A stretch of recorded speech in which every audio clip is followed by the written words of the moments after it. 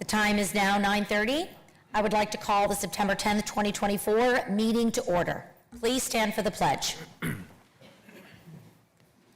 I pledge allegiance to the flag of the United States of America and to the republic for which it stands, one nation, under God, indivisible, with liberty and justice for all.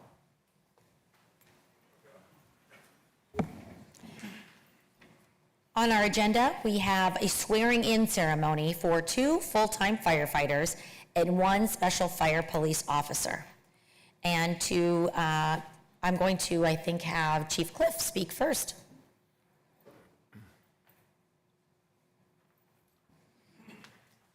Thank you. Good morning. Today we have a really special occasion. We have a couple promotions for full-time firefighters and then also the fire police.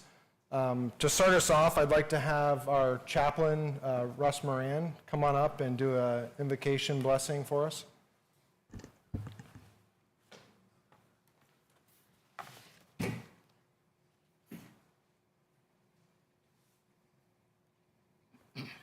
If you would, please pray with me. Heavenly Father, we come before you today with grateful hearts, thanking you for the courage and commitment of these newly hired firefighters and appointed fire police officer. As they embark on this noble journey of service to the Mill Creek Township Fire Department, we seek your divine protection and guidance. May your divine light shine upon them, guiding them through the darkness of times and illuminating their path of service. We are grateful for their willingness to serve and ask for your blessings and protection to be on them. Let us remember the words of John 15:13. Greater love has no one than this, to lay one's life down for one's friends. These words epitomize the spirit of our firefighters who dedicate themselves to the protection and well-being of the citizens of Mill Creek Township. May this verse serve as a guiding light, a reminder of the noble and selfless calling that unites us all in the firefighting family. In your holy name we pray. Amen. Amen. Thank you. At this time, if we can go ahead and just have Charlie Hefner, Brian Salvatore, and Jesse Walker, you guys can all come on up front for us. And then we'll have Supervisor Ouellette. He's going to deliver the oaths. We're going to do them in 2 separate ones. We're going to do Charlie first, and then we'll do the firefighters. You can just come on up. You stand off to the side. As we honor the dedication and hard work of these 3 exceptional individuals, first off, the firefighters Jesse and Brian, who've proven themselves time and time again, and they're being promoted to full-time positions. Your commitment to the professionalism have brought you this well-deserved milestone, and we are proud to see you step into these new roles. You have demonstrated the qualities that make great firefighters, which is courage, reliability, and deep commitment to serving the community. We look forward to your continued excellence you will bring to the fire department. And also, Charlie, as a member of the fire police, your role as fire police is crucial to the safety and effectiveness of our operations.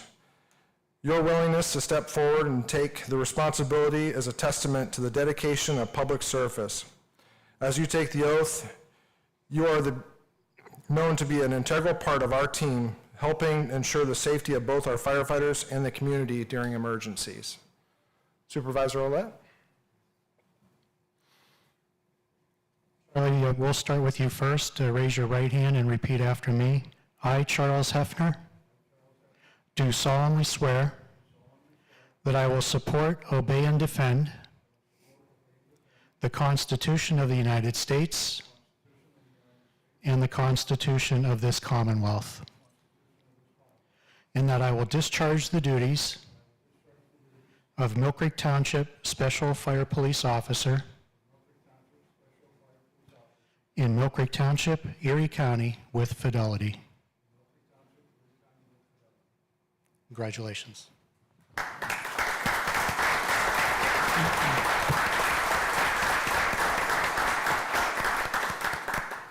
Okay, Brian and Jesse, please raise your right hand and repeat after me. I state your name. Do solemnly swear that I will support, obey, and defend the Constitution of the United States and the Constitution of this Commonwealth, and that I will discharge the duties of Mill Creek Township firefighter in Mill Creek Township, Erie County, with fidelity. Congratulations.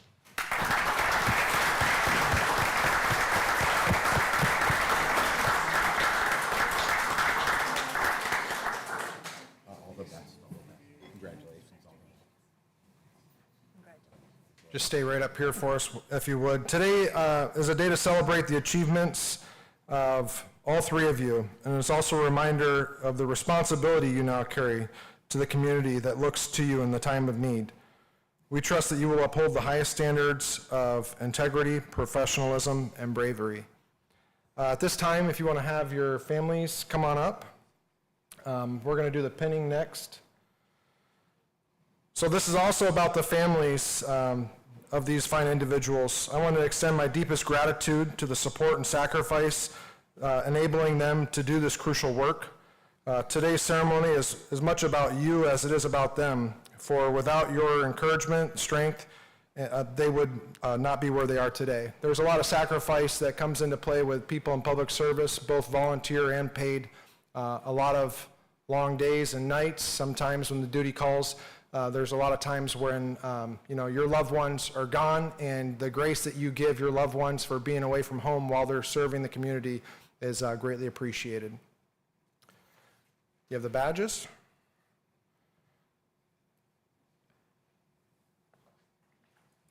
So the act of pinning the badge is more than just a ceremonial gesture. It's a reminder of the values that we hold dear, the courage, integrity, and service to others.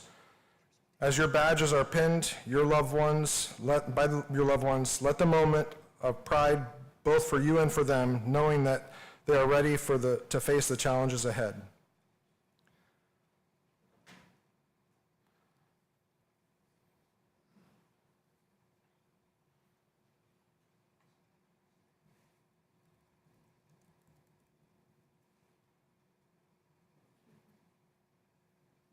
All right, congratulations.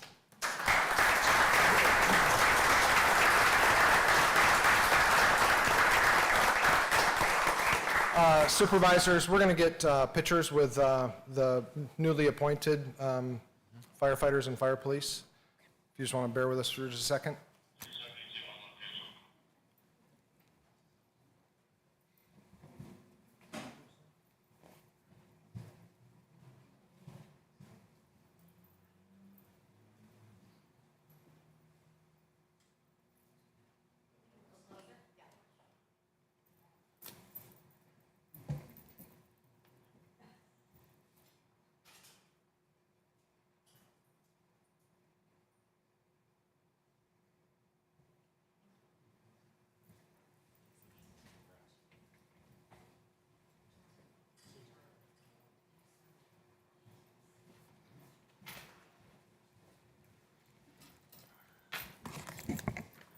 Before I let everyone go, did you want to say anything more, Chief Cliff? No, I think you're probably going to let us go, but I know that there's a lot of members of Mill Creek Township Fire Department here. The rest of our full-time staff was all able to make it, a bunch of our part-time and volunteers, so I really appreciate you guys taking the time to come in and recognize this really big milestone for the fire department and also for Mill Creek Township and the service that we're providing. We're going to go outside and get some pictures with everybody, so... I actually was going to say the same thing, to look out and see this sea of blue. It's quite remarkable to know that, I think the Reverend said it best, there's no greater gift than to give one's life for someone else. And that's what our public safety departments, our fire department and our police departments do and are faced with every day. So I want to thank you all for your service and your dedication to our residents. So thank you.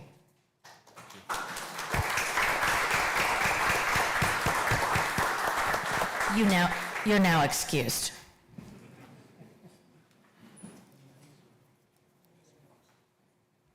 Oh, dismissed, is that what it is? In teacher world, it's excused.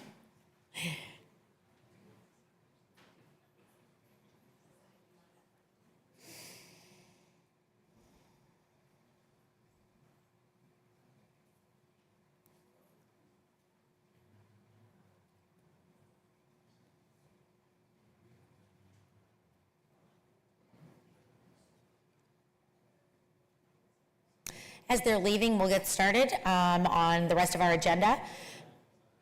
Number 4 on our agenda is public comment on agenda items other than development or rezoning applications. I would like it, I know that we do have some people here to speak about the zoning change on Linden and West Lake Road. There is a separate time for public comment on that specifically, so just so you know. However, is there anyone else that would like to speak on agenda items other than the development and rezoning? And then anyone else, there is a public comment at the end of the agenda as well. Okay. All right, number 5 then, approval of the minutes. We have minutes from August 27th, 2024 at our regular meeting. Do I have a motion to approve the minutes? So moved. I'll second. A motion was made by Mr. Olet, seconded by Mr. Bach. Any discussion? Mr. Olet, how do you vote? Yes. Mr. Bach, how do you vote? Yes. I vote yes, motion carries. Now we have approval of the bills. I'll make a motion to approve. I'll second. A motion was made by Mr. Olet, seconded by Mr. Bach. Any discussion? Hearing no discussion, I will call for the vote. Mr. Olet, how do you vote? Yes. Mr. Bach, how do you vote? Yes. I vote yes, motion carries. Number 7 on the agenda is the public hearing on a petition requesting a change in zoning classification. This is at 3531 LLC for property located at the southeast intersection of Westlake Road and Linden Avenue and addressed 3531 Westlake Road. Now zoned MU1, neighborhood mixed use, and R1, single family residential. Asking for the parcel to be classified as MU1. Index 224-008, county index 33-017-079-0-00800. I'm going to ask Mr. Shaw to speak on this. Attorney Shaw. Yes, before we begin the hearing, I just want to explain the process that we have and that we are obligated to follow. The authority for the Mill Creek Township Board of Supervisors to hear a request for rezoning is derived from the Municipal Planning Code, which provides that the governing body shall have exclusive jurisdiction to hear and render final adjudications in the following matters. One being all petitions for amendments to land use ordinances pursuant to the procedures set forth in Section 609. Any actions on such petitions shall be deemed legislative acts, provided that nothing contained in this clause shall be deemed to enlarge or diminish existing law with reference to appeals to court. Furthermore, the MPC assigns responsibility for enacting or refusing to enact zoning ordinances to the local legislative body, stating the governing body of each municipality, in accordance with the conditions and procedures set forth in this act, may enact, amend, and repeal zoning ordinances to implement comprehensive plans and to accomplish any of the purposes of the act.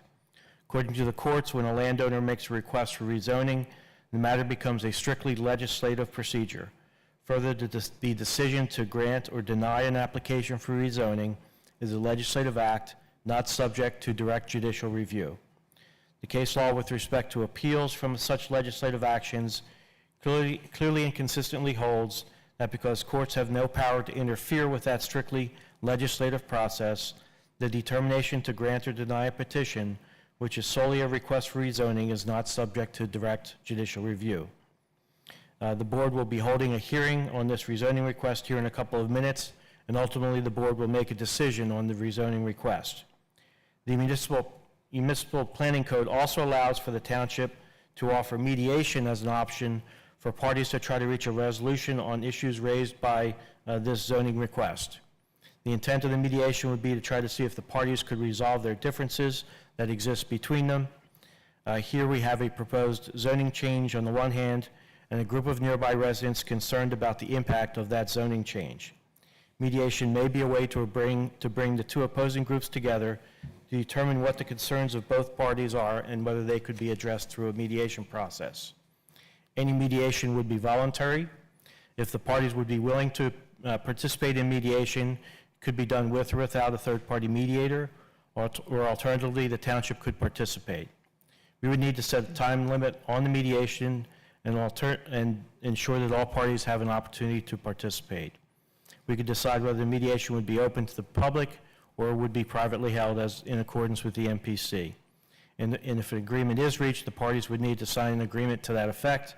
And even though the township cannot condition a rezoning, that does not prevent the parties from entering into private agreements that may place limitations on the type and nature of the development in exchange for dropping any opposition they may have to a zoning change. If the parties at the end of this hearing are willing to consider mediation, I would suggest that the hearing at the end be continued at the close of the testimony for today, giving the parties an opportunity to explore whether the concerns of the residents can be addressed in some fashion. Alternatively, the court could close the hearing and hold off on making a decision to give the parties an opportunity to resolve those issues, but that would start a 90-day clock ticking on when a decision by this board would need to be made. So those are kind of the ground rules as we proceed into this hearing. Thank you very much. Okay, so thank you, and I was just, sorry, going there. Yes, Mr. Waldinger. Yes, just wanted to note that at their regular meeting of Tuesday, August 6, 2024, the Mill Creek Township Planning Commission recommended denial of this rezoning request. Okay, thank you. All right, I will now open up the hearing, and I believe that we have a presentation that is going to be given first. So if you would like to come up to the podium and state your name into the record.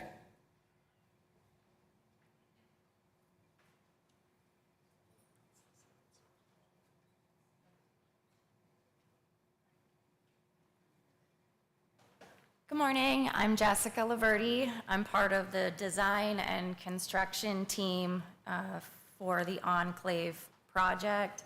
And we're here today to show you our vision for what we would like to do on this property.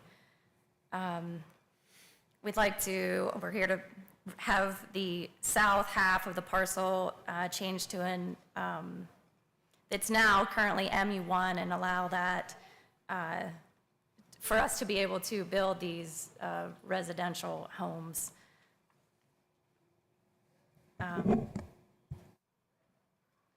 Okay, so there will be one main entrance.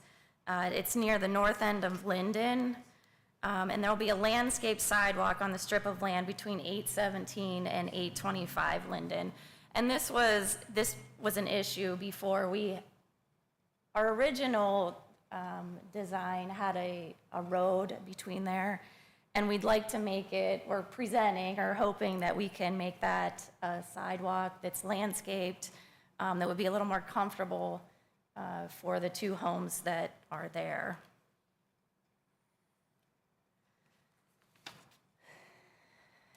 Pardon the interruption. Can you point it out on the map that's behind you? Oh, sure.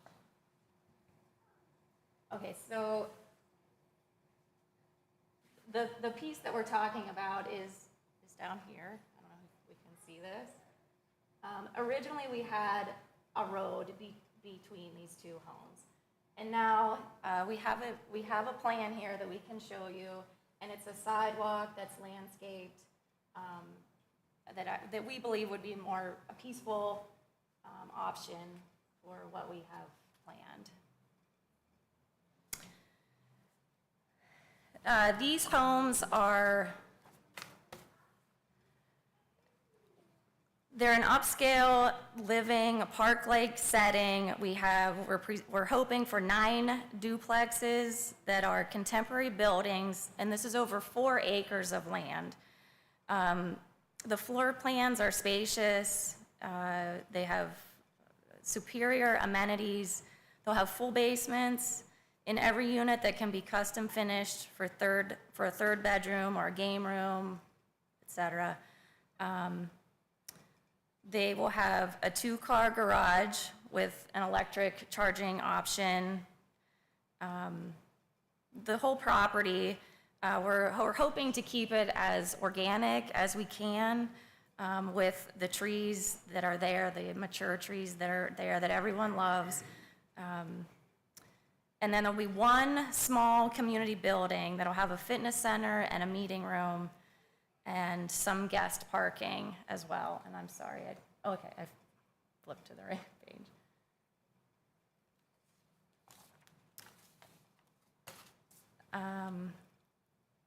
The attributes for this project,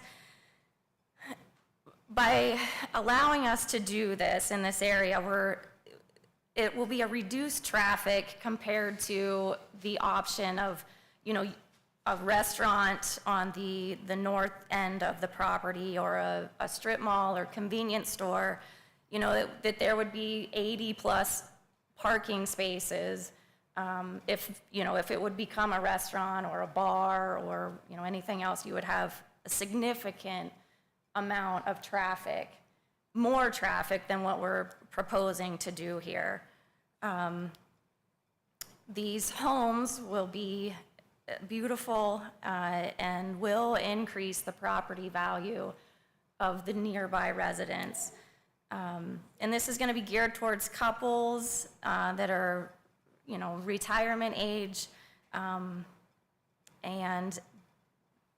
that we're assuming that, most of these people that will be living in these homes, they go south for the winter. So they'll be basically vacant for half of the year.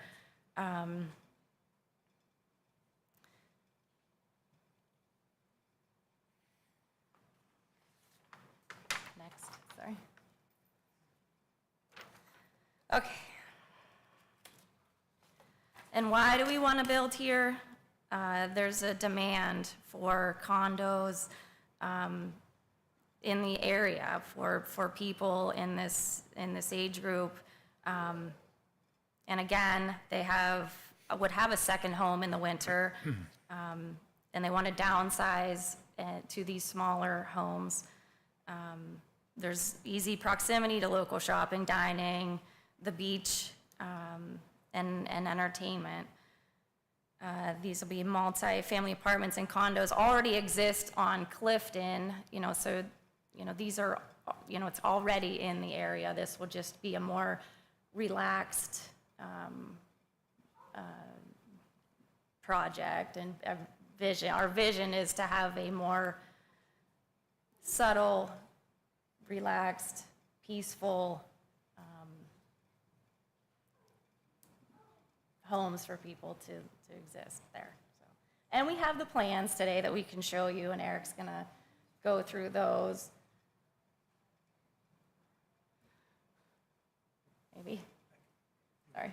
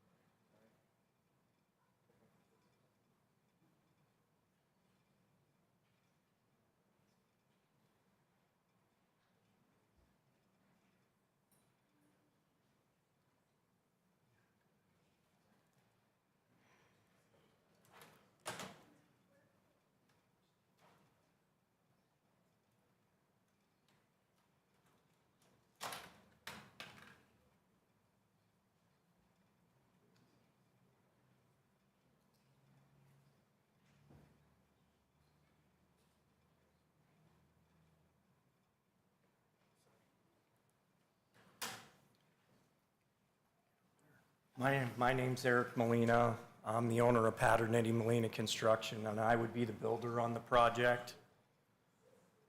So our main entrance would be in here, and It would all be landscaped well, everything's not jammed in here, and this would be our walkway coming back out to Linden. This landscape that's on the front, I know people are concerned, we're gonna try to leave as many trees as we possibly can on the property. I mean, we are gonna have to take some down, but we're gonna leave as many of the old trees as we can. We wanna do that. So, and it'll all be in-ground water retention. I know there were people in the last meeting that were concerned about water retention. We wanna design it with layered, that it's all in-ground water retention. So I think it's about as tastefully done as it could be and not a lot of properties jammed in here. So.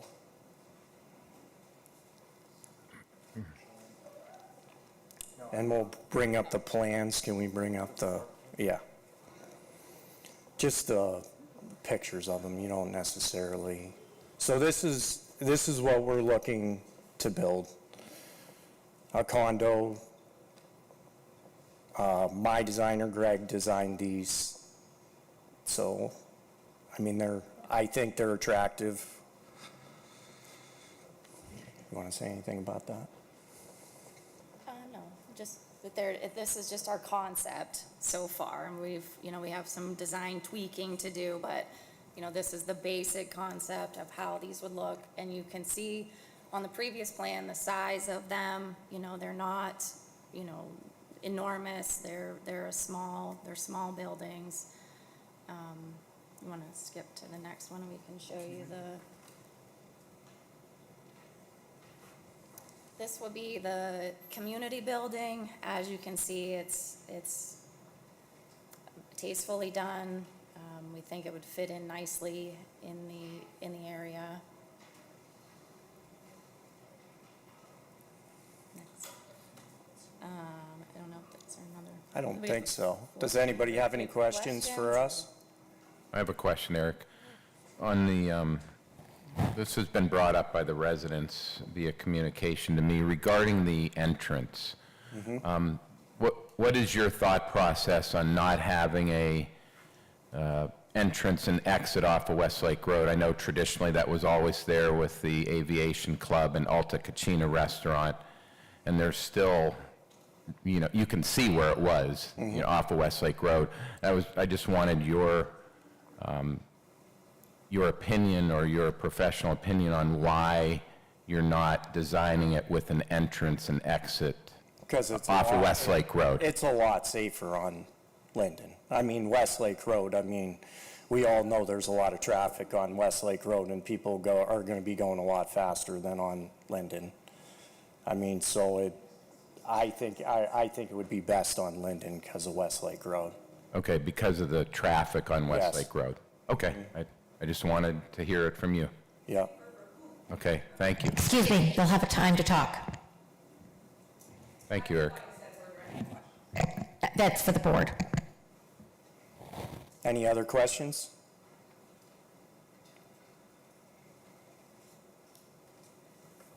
Good. Thank you.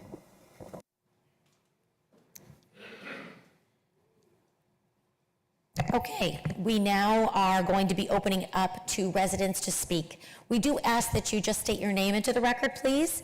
You do not need to state your address into the record, but I believe that there is a sign-in sheet up there that you can fill out when you're done. One of the things that we would like to talk about with you before you come up is we would like there to be new points that are brought up. We know that we've all received many emails, so we know some of the talking points already and some of the concerns. But if you can refrain from repeating the same concerns, we would appreciate that just in the interest of time. So if you have a representative that would like to speak all of the points, or if you would like to each come up and bring one up, that is perfectly fine. And every resident has 5 minutes. Do we have anyone that would like to come to speak? What up?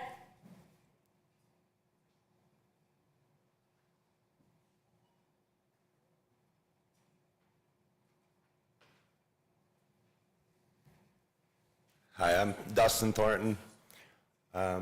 I had kind of a whole speech prepared, and I think I've really shifted gears. Their presentation brought up a lot of our concerns. It was very non-committal, and that is our biggest fear. The entrance at Westlake Road, we were told, wouldn't be there because they wanted to put a park there. Now we see, instead of a park, we see that's room for another duplex. Secondly, the traffic on Westlake Road that they just mentioned. Where do you go from Linden Avenue?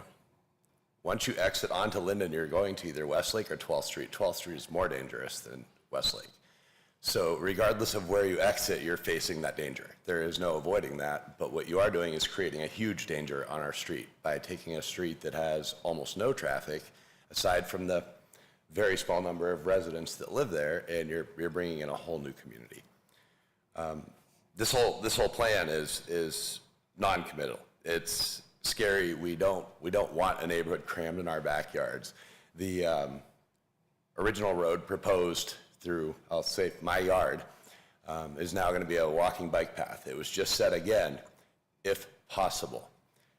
I asked on Thursday about buying said property and was told that if the fire department would allow only one point of egress, then that would maybe be a possibility.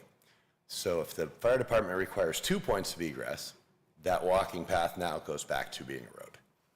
That is still open. That's still a possibility. That's why we're fighting for our neighborhood. We don't want things to be forced in there. We don't want an enclave in our neighborhood, and I don't mean the name of the community. I mean the dictionary definition of that word.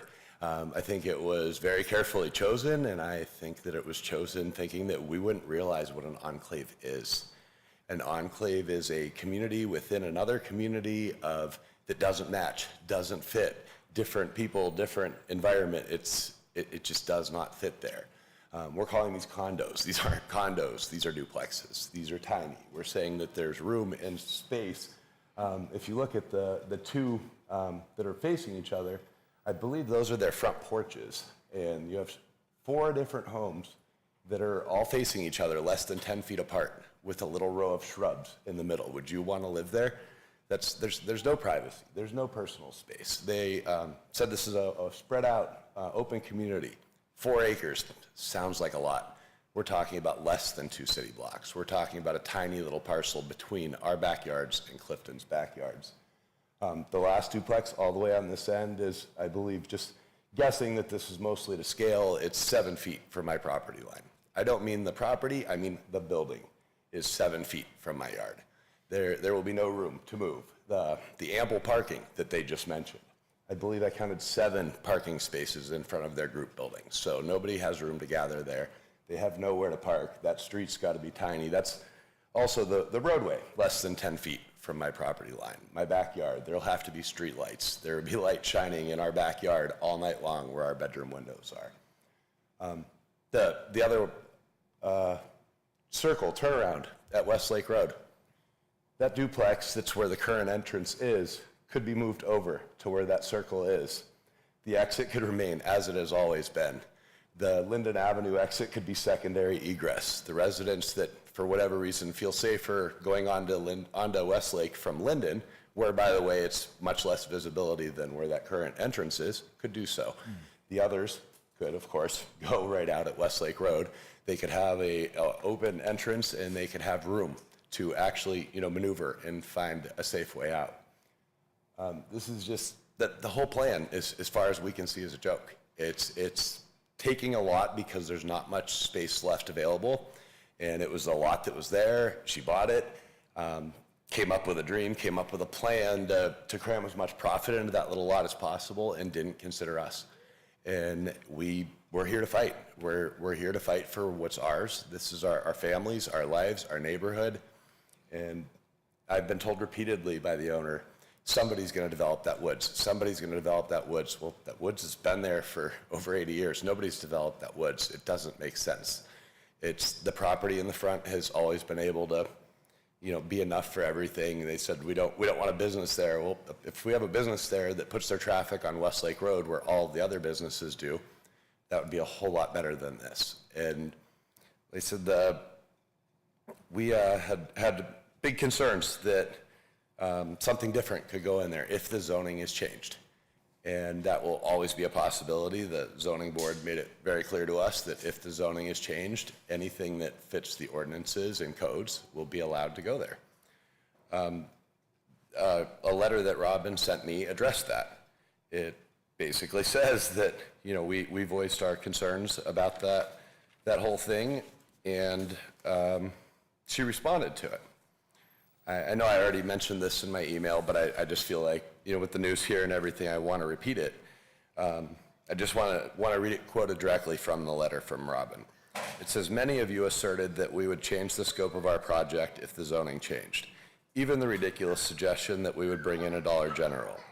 We've spent thousands of dollars on surveys, site development, environmental assessments, and architectural renderings of the proposed residences. I invite you to review them and how they will blend into your community and respect the quiet and landscaping."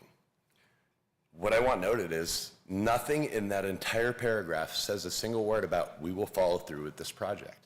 It says we've spent a lot of money. That would suggest, yeah, that's what we want to do. But it doesn't say this is what we're going to do. If something else fits better, if low-income housing is what really fits there, which is what we all believe, then we're bringing in crime to our community. We're bringing down the quality of the neighborhood, the quality of Mill Creek as a whole. On another little side note, the apartments on Clifton. There's a radical difference between an apartment building with a parking lot in a lot that it fits on and an entire community crammed into our backyards that does not fit.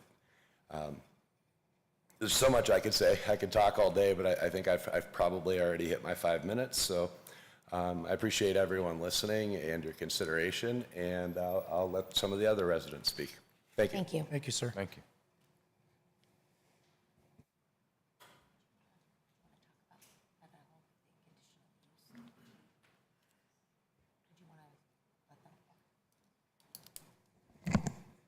Okay, thank you.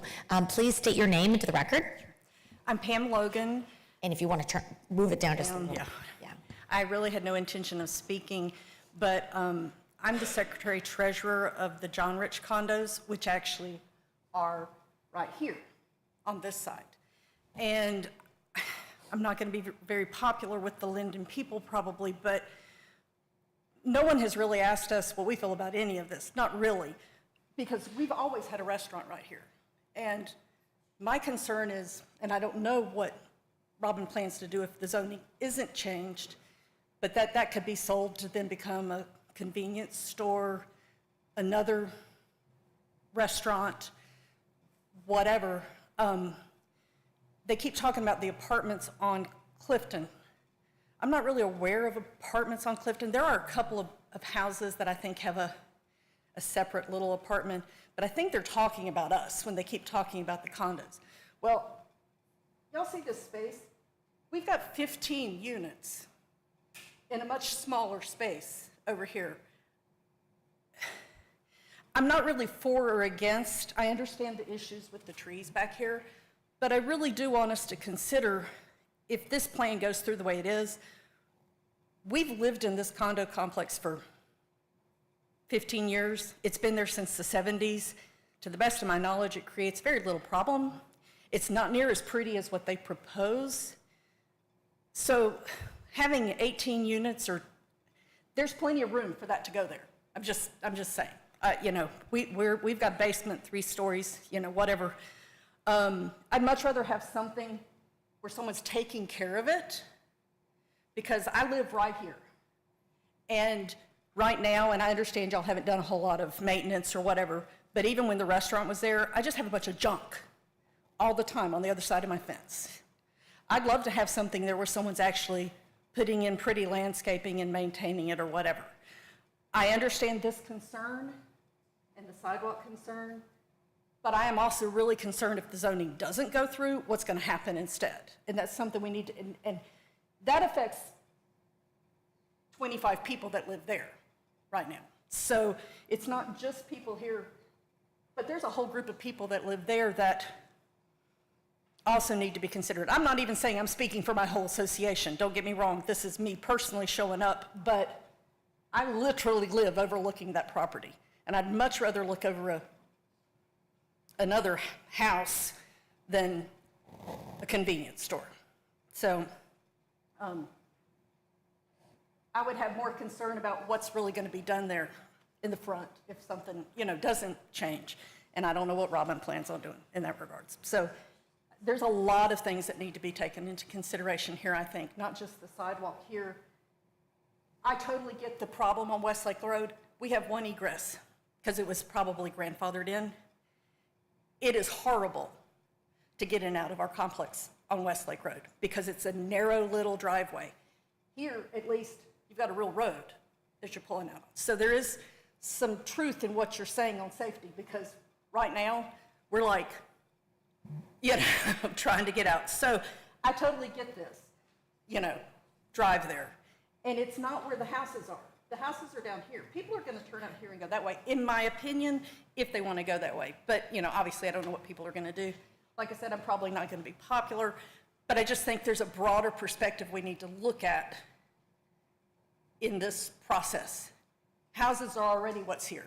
Duplexes are not much different from houses. I mean, it's not like apartment buildings. But anyway, like I said, didn't plan to come up and speak, but I wanted to put the perspective of the condo owners in this process because there's a whole set of condos there that work just fine, So anyway. Thank you. Would you write your name and information on that? I think there's a sheet of paper Back there. Oh, is it over there?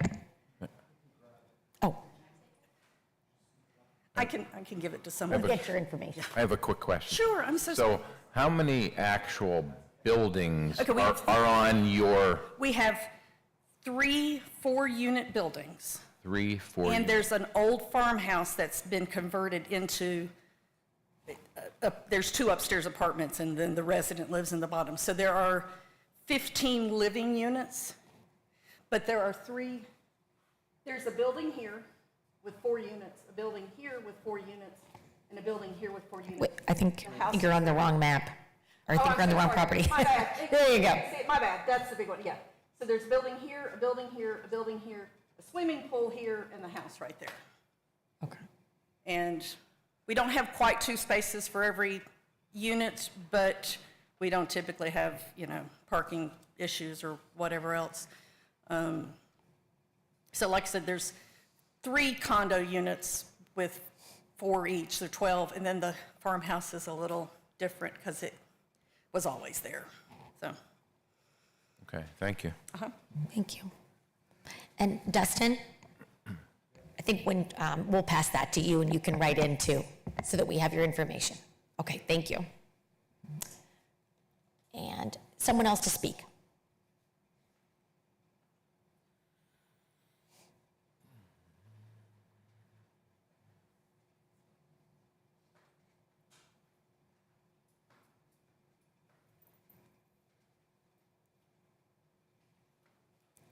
John Hoyt. I live on Clifton Drive, and my property is actually, I believe, right here.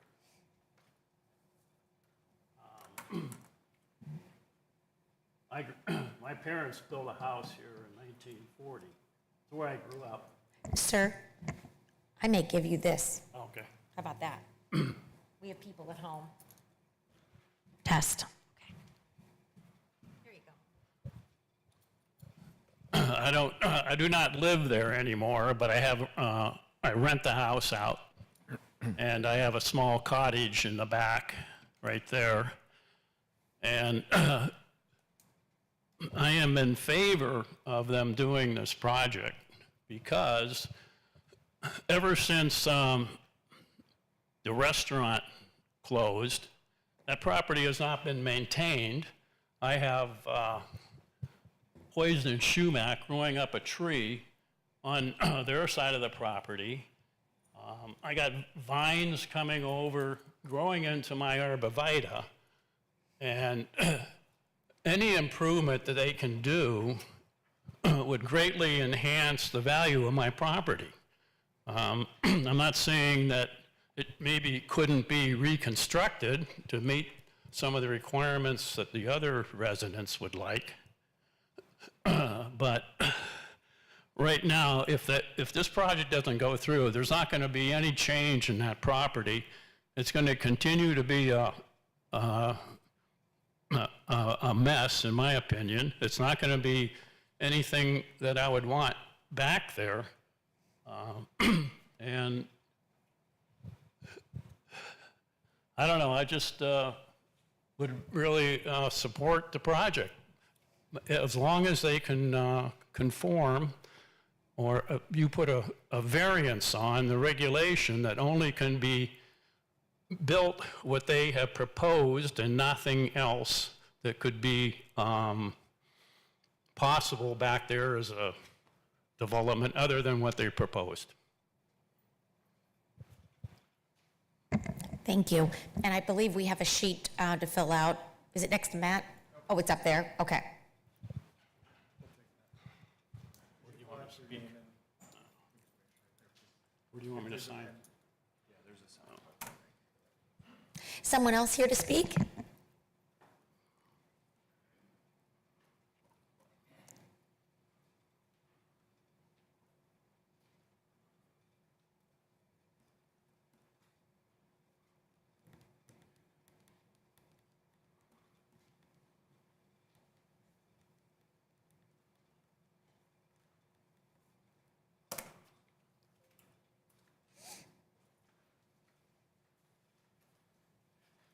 Hi, John Bokikio. I live on Clifton Drive.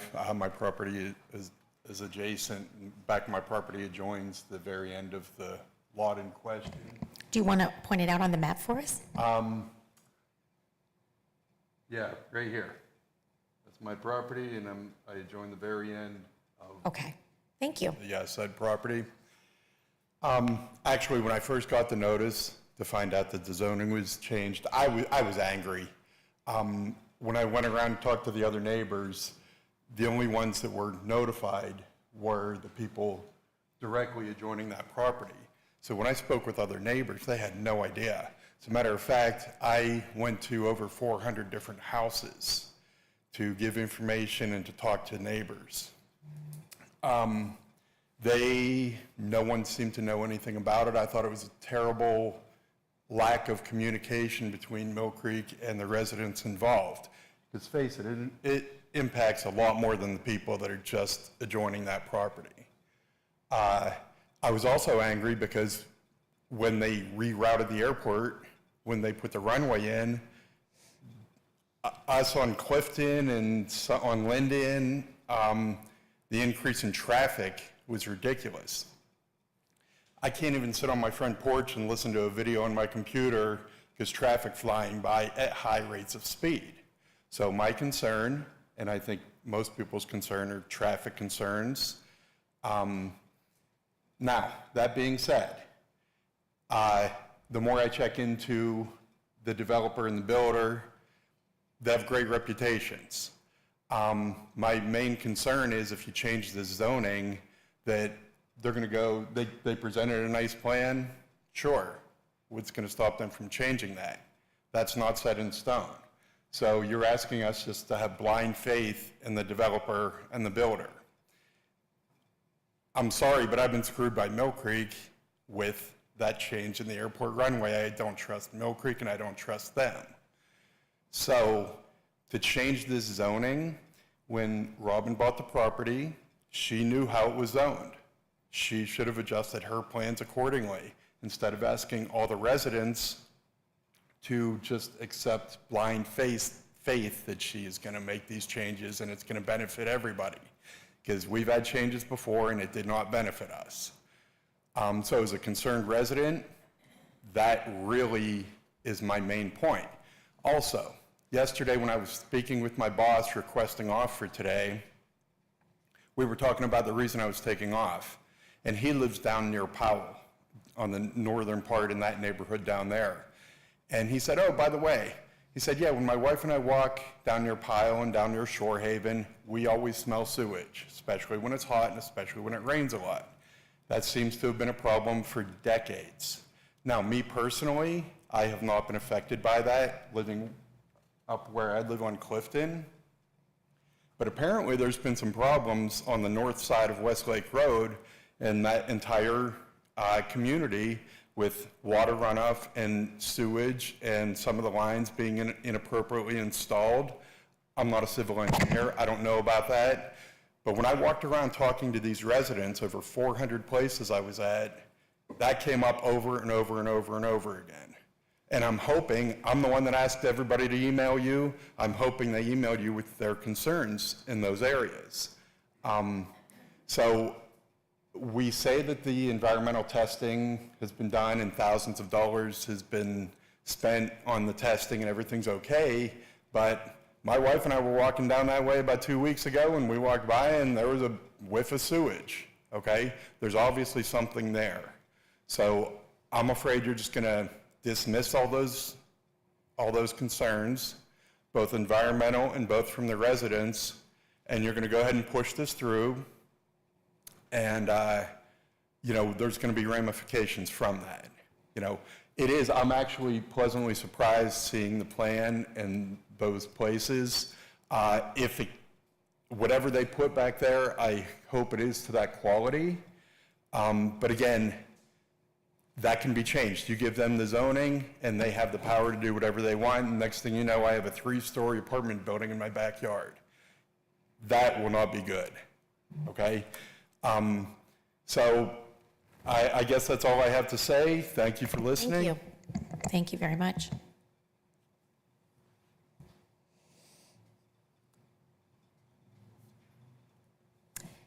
While we're waiting, I'll recognize Sue Weber in the audience, who during the 90s, they finally, I believe at that point, put in stormwater regulations at that point. Is that right, Sue? It wasn't until then, so that sewage you smell was due to the fact that I don't think they had many requirements and regulations until the 90s.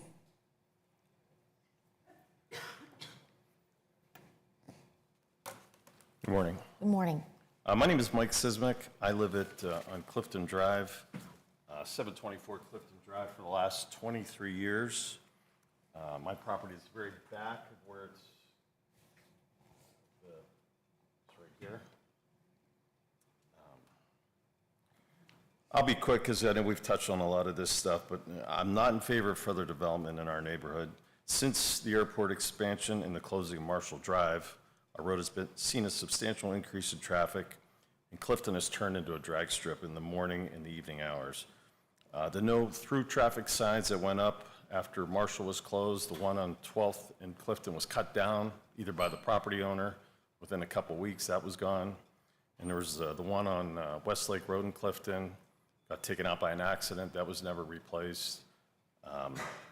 You know, my concern too is the sidewalks. There's a lot of kids on both Linden and Clifton, and the sidewalks are deplorable there. I mean, you know, mine's in good shape, but there's homeowners that have grass growing over them, or the sidewalks are raised, and some yards don't have sidewalks, forces everybody to walk in the street. Both like, and it's the same with Linden.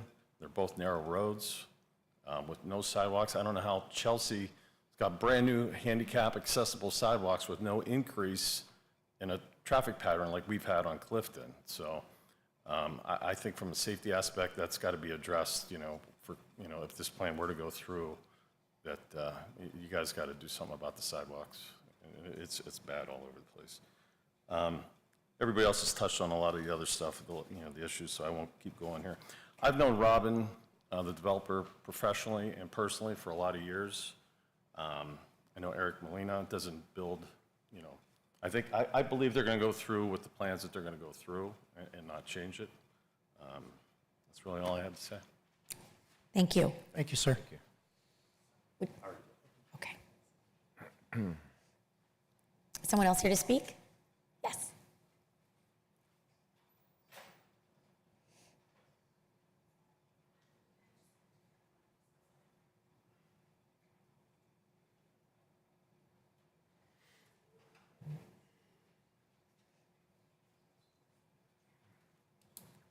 Hello. Hi. I'm Nicole Fiersdorf. I'm a resident of Linden Avenue. And I I feel like a lot of relevant points have already been made, so I won't be redundant, or at least I'll try not to be. We are concerned due to the increased traffic that would be generated from the proposed community, especially due to the entrance and exit being on Linden Avenue. I know that a woman spoke about the condominiums and how it was challenging to turn onto Westlake Road. But that, as Dustin said, would be an issue, irregardless of if the entrance was on Linden or if it was on Westlake Road. Eventually, you're going to have to turn onto Westlake or onto 12th Street, as we all do who live on Linden. We are concerned due to the roads being so close to our homes and backyards. So not only would there be a road next to our home, there would also be one directly behind. I believe I counted at least 7 homes on Linden, and please correct me if I'm wrong, but I believe that would be about 7 to 10 feet from our backyards. We are concerned with the devastation of wildlife habitats. We are concerned with all of the ramifications that would come with having an additional 50 to 60 cars traveling on our road each day due to where the entrance and exit would be placed. Additionally, we are concerned if this property were to fail, so say the rezoning went through and then this property failed and ended up being sold, a business could be placed directly in our backyard, or if this was reconceptualized, that would definitely be a possibility. If you look at the proposed plan that we did earlier, that's exactly what it is. It's a plan. And sometimes it's challenging to look at an empty plot of land, or it's hard to rationalize how that plan can impact a community. A white square on a map cannot accurately represent a home where a family resides. I'd like to introduce you to someone now, the future of Linden Avenue, and one of many young children who call Linden Avenue home. Baby, can you come here?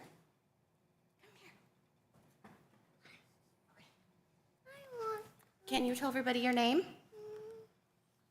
Go ahead. We practice, but we're being a little shy right now. This is Scarlett.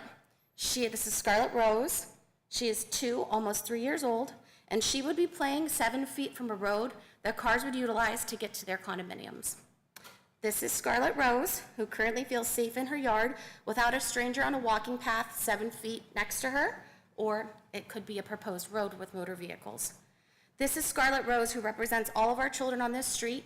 She represents the next generation, who hopefully will be able to continue to live peacefully and safely on Linden Avenue if you deny this rezoning request. Thank you very much for your time. Thank you. Would you mind filling out the paper when you're done? Oh, yeah, absolutely. Okay, I'll give her back. thank you.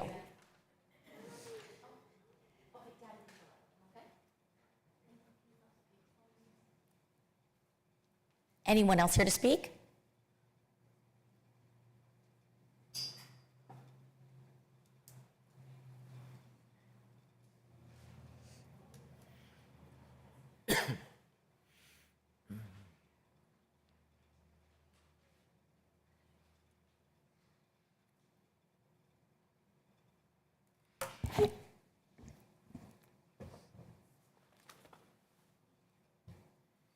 Good morning, Supervisors. My name is Joe Spiro. I represent William and Nicole Fiersdorf. Again, not to reiterate everything that everyone has been bringing up today, but while this is a concept that has been developed by the developer and by the builder, there are a lot of unanswered questions which the Planning Committee and the supervisors know from past experience relative to the Westlake Road property and the Bel Air. The question comes down to dollars and cents a lot of times. Are they going to be able to build that community and recoup what they need to? All right? I know Eric Molina. He builds tremendous homes. There's no doubt that he will make it tasteful. But Robin Shepner paid $400,000 for that piece of property. You've got 18 units. She's going to have to recoup $22,000 per unit just to recoup her $400,000. That doesn't include street development, realtors' commissions on the sale of the homes, engineering plans, stormwater. So now we add all that, we're looking at least $40,000 per unit, okay?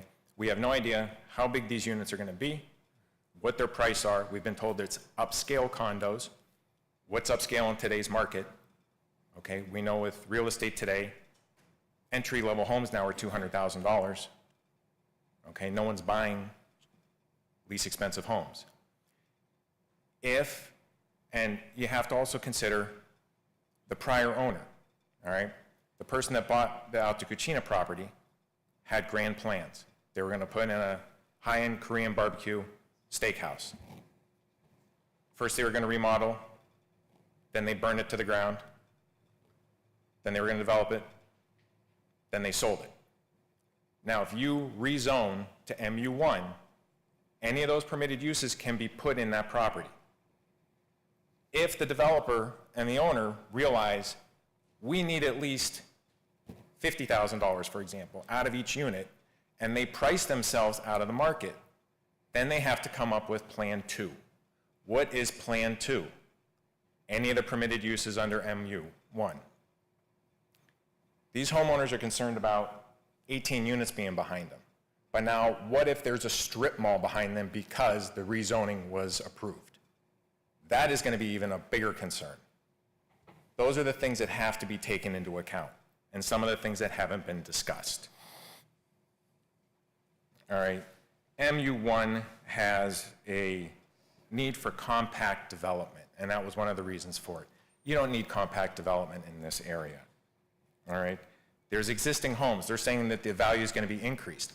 It could be decreased because now, instead of looking at a park-like setting behind you, you're looking at additional homes. The other questions we have are, is this road going to be turned over to Mill Creek Township, or is it a private road? All right. Where is the turnaround on the south end of the road for a garbage truck or an emergency vehicle? You're not going to be able to make a U-turn down there. Again, if it's going to be a private road, as Ms. Clear just mouthed to me, now that's going to be additional costs that these homeowners are going to have to come up with. What's the monthly homeowners association going to be price going to be due? These are the things that have to be taken into account when this is being considered. But I think the overall bottom line that these people are concerned with, if you rezone at MU1 and their ideas change, that they cannot get these 18 units in to a price point that's going to work, they have to go to Plan 2. What's Plan 2? Anything permitted under MU1. Thank you. Hey, Jeff, if I could just real quick. It seems like a lot of concern relates to, frankly, issues that a rezoning doesn't address, and just because of the nature of how the sequence occurs. The supervisors are hamstrung a little bit in terms of, they get a request for rezoning and they can only say a yes or a no. They can't impose conditions on it. However, what are your thoughts on whether the developer and the residents themselves could come to some type of agreement that would, put some limitations on, how the property could be used, despite what the zoning code may say, that they may agree to certain types of limitations or restrictions that would, if they fail to do that, it would be a breach of an agreement that could be, ultimately enforced in court. Is that something that, from your perspective, regardless of whether they'll come to an agreement or not, but is that an avenue that might be worth pursuing? Because we're kind of hearing that there's a lot of good reasons, and the plans look great, but what if the plans fail? What happens then? Unfortunately, we're not in a position to be able to address that or deal with that, but privately you may be able to do so. Unfortunately, I have not spoken to the other homeowners, so I'm not at liberty, and I cannot speak for any of them relative to whether that would be an idea or not. But my concern would be relative to that is, okay, it gets changed to MU1, the supervisors permit it, there's a side agreement between the developer, the owner, and the neighbors as to what's going to be done with the property. Owner reneges. Now we have a breach of an agreement in court. How much is going to be spent on legal fees to get through that agreement? And you've got these homeowners and everything else. So I think that the thought might be there, but I think it also opens up a potential can of worms, again, down the road as to everything's speculation, which is one of the problems. And I realize, when you go into buying a piece of property, you try to get all your ducks in a row beforehand. And I think Mrs. Shepner possibly jumped before she looked. This property has been this way for decades. And I would have thought the prior owner, if she thought she could have developed it, she would have. But as to whether the homeowners would be agreeable to some type of an agreement,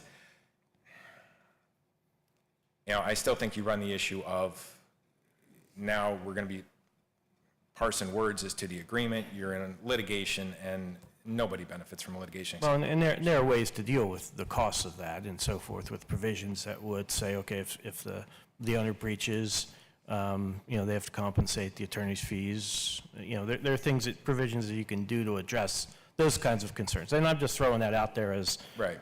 Something to think about. And if, we earlier had raised the idea of mediation, which under the municipal planning code, the township can offer that to address and deal with situations like this. And I'm kind of hearing things that maybe that might be worth an effort, but I just, since you're an attorney as well, I just thought I would throw that out and Yeah. get your thoughts. I mean, it's one of those things, no stone unturned, right? You look for options. And another thing is where the road is developed, again, for all the people along Linden, you've got 7 feet. Where's stormwater runoff going? Where's the snow going when you're plowing? All right, 7 feet's not a lot of room for moving snow when you've. Yeah, and all those things get addressed during the planning process. And, Right, but, which that's- would be the next step. But the only way we get to the next step is you rezone it. So that's, you got a chicken and egg issue here. That's part of the challenge. You're right. All right, thank you. Thank you.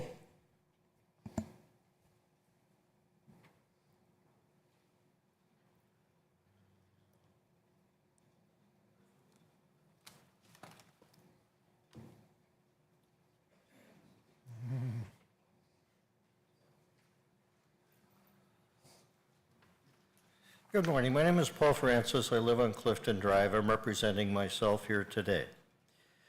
There has been numerous reasons why I support all of these neighbors who oppose this project. And primarily, the reason is there is no stormwater collection on Westlake Road. As a result of there not being any stormwater collection on Westlake Road, the low point where the water drains from Route 5A is draining from Marshall Drive to the west to Linden Avenue. All this water collects, and the low point is Clifton Drive. I live on Clifton Drive, and the sewer inspectors in 2013 came to my home, and Dan was on my property as well as John Blows. And they told me I had to put in sump pumps to handle the water load. So we went along with this. There was no performance bond put up by Mill Creek or by the township, I should say. And we have been suffering with collecting water at our own expense and pumping it out of our basements ever since. And there's 19 homes that now have sump pumps that are paused in order to accommodate all this stormwater. So with the lack of infrastructure, we, the current residents of about 180 homes in the Eaglehurst and Forest Park subdivision, are pumping all this water to this storm source, which we, in part, paid for. Again, this is the low point on Route 5A is Clifton Drive. Nothing's been done to address this, the stormwater collection coming off Westlake Road. In 2013, I was here in this room, and we had a very nice implementation plan, just as Mr. Molina has presented, of what Chopsticks Restaurant wanted to do to expand their parking lot. Everything was approved by Mill Creek Township, and the implementation plan was never followed. There was no performance bond put up by the restaurant or by Mill Creek Township. The implementation plan has never been followed. I have a stream of over 40 emails to the Mill Creek Township supervisors asking for relief from this stormwater collection. And I'm embarrassed to say there has been no answer in the last 10 years. I end my discussion on the stormwater and move to the sewage. The sewage smells are prevalent at the foot of Clifton Drive, where the sanitary sewers are elevated higher than the stormwater collection. There were numerous projects to alleviate these conditions, and the condition persists to this day, and if you walk Clifton Drive, you smell sewage after heavy rainfall. I do believe the developer here has invested a lot of money environmentally in order to pursue her project. And I feel as though money needs to be spent by Mill Creek to determine if the project is feasible in view of the fact that Cliff Brickner, the township engineer who designed all these sewer systems back in the 50s, 60s, 70s, left hand-drawn maps, and Mill Creek has no idea where most of these pipes are coming from. There's pipes in the ground, and they don't know where they lead to. So now we have a stormwater collection system that was funded by the EPA monies in the 70s that is located elevation-wise below the sanitary sewers. I think this all needs to be reevaluated because I have a half-acre property on Clifton Drive, and I'm currently pumping with a meter on the pumps that tells me I'm pumping 720,000 gallons of water a year into these storm sewers. That's a half-acre lot, and I'm pumping 720,000 gallons a year. I thank you. I'm opposed. Thank you.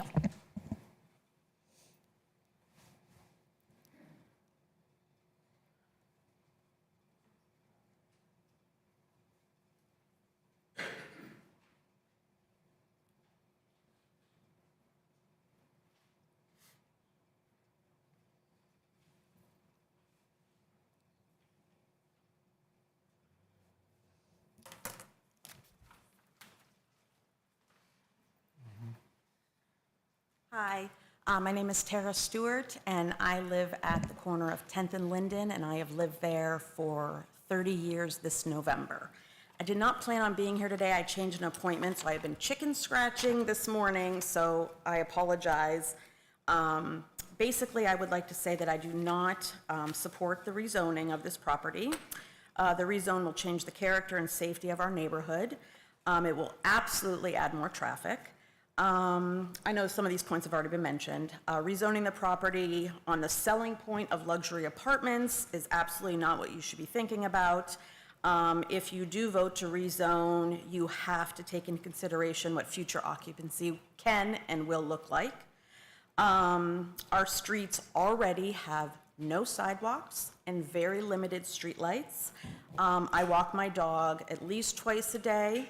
I am on the street with a number of children on their bikes, on their skateboards, on their scooters. I am passing multiple people walking their dogs, exercising, riding bikes, etc. When there does happen to be more than one car coming up or down Linden Avenue or even on 10th Street, and you are walking your dog or there's a child on the road, they are veering all the way over to the opposite side of the road. One car is normally stopping so the other car can get around, things of that nature. I do want to point out a few points that have come up today already. Basically, the upkeep of the property currently.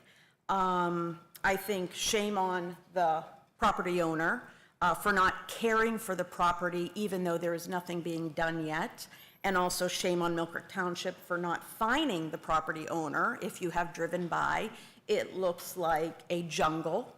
So that point of wanting them to build, I think, is wrong just because they're not upkeeping the property.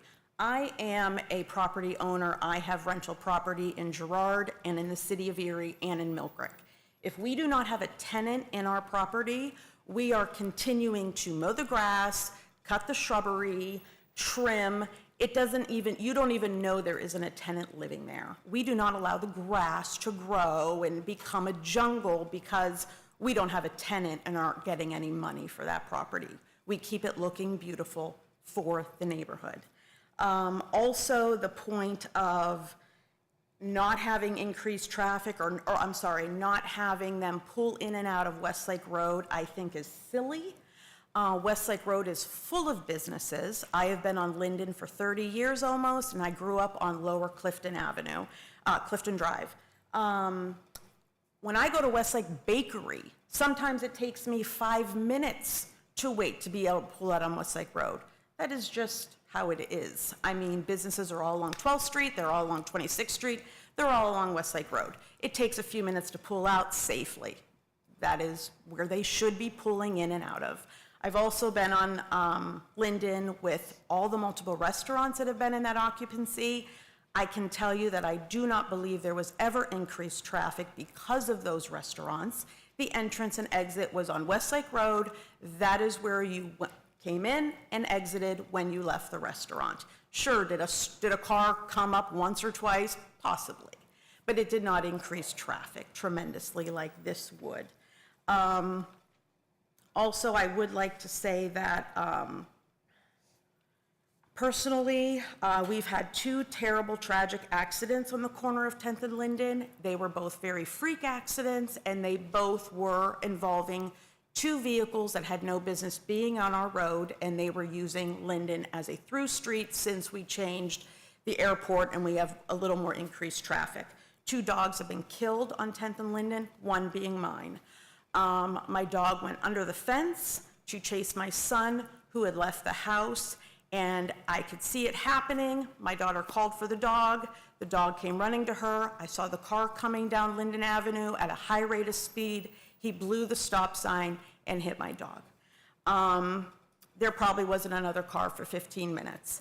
My neighbor across the street on the 4th of July was exercising in her yard, had her dog out, nobody around. Her dog ran out into the road. It was an accident, and the car was going about 45 to maybe 55 miles an hour, blew the stop sign, hit Cooper, and kept going. He did not belong on our street. That was a freak accident, and I'm just saying those 2 freak accidents that happened, cars that shouldn't have been there. If it was a resident going up our street, they would have been going 15, 20 miles an hour. They would have seen the dogs. It wouldn't have happened. So why would you want to increase traffic on Linden Avenue? I feel like the vote to rezone will not make or break Mill Creek Township, but it will break our neighborhood. And I don't know why you would vote to do that to your tax-paying citizens who live in that quiet community. And then I just also would like to leave you with the question that if this was being voted on in your neighborhood, would you vote yes for this rezoning to happen if it was going to affect you and your family? Thank you. Thank you. Do we have any new information?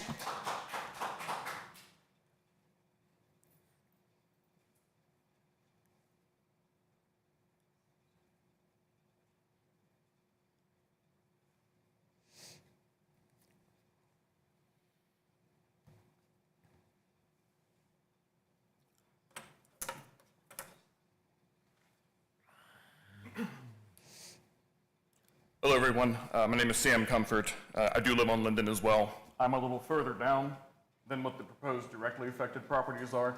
But the one thing I'd like to bring up, and many points were made, and I've been here through the entirety of it, and I have plenty of notes. I just want to address one thing, well, it's more than one thing, but one back and forth between Mr. Shaw and Mr. Farrow. I'm sorry if I mispronounced your name, sir. You said at the beginning when we went into this for our ground, and this isn't accusatory, I'm just pointing this out. When we went into this period of perhaps mediation, it starts a 90-day timer on that thing. Also, go ahead, sir. No, the 90-day timer would be as if the hearing would close, then the board would have to make a decision within 90 days. Gotcha. If it's in part of the mediation and the hearing's continued, there'd be no set time limit. Understood. Thank you for the clarification on that. But you did say that all parties aren't necessarily bound to do the mediation, correct? That could be... It's voluntary. Exactly. They just have to agree to it. So my point is, when we were going back and forth about the agreements in private, in the conversations. It's the word private that I have an issue with. The folks who could negotiate with it will probably be these directly affected folks. I understand that. But we've heard from folks on Clifton, we've heard from folks on Westlake, we've heard from folks further down Linden. My point on all that being is if these private agreements are entered into, say that sidewalk goes away. Hey, great. That's wonderful for the Fear Store of Sandusky. But in the same vein, do we still have the speed issue that we were talking about? Do we have the runoff issue that runs across Westlake? We may not know, and by we, I mean the folks on Linden, Clifton, and Westlake. Because let's be honest, as much as those can be public conversations with these agreements, they don't have to be. If you get in front of a strategically placed judge or something of that nature, they can seal that. Gag orders can be imposed. Those don't have to be public on those private negotiations. Point on all that being is that we're bound by sunshine law here in this room, hence we're having this hearing, which I very much appreciate. But that's it.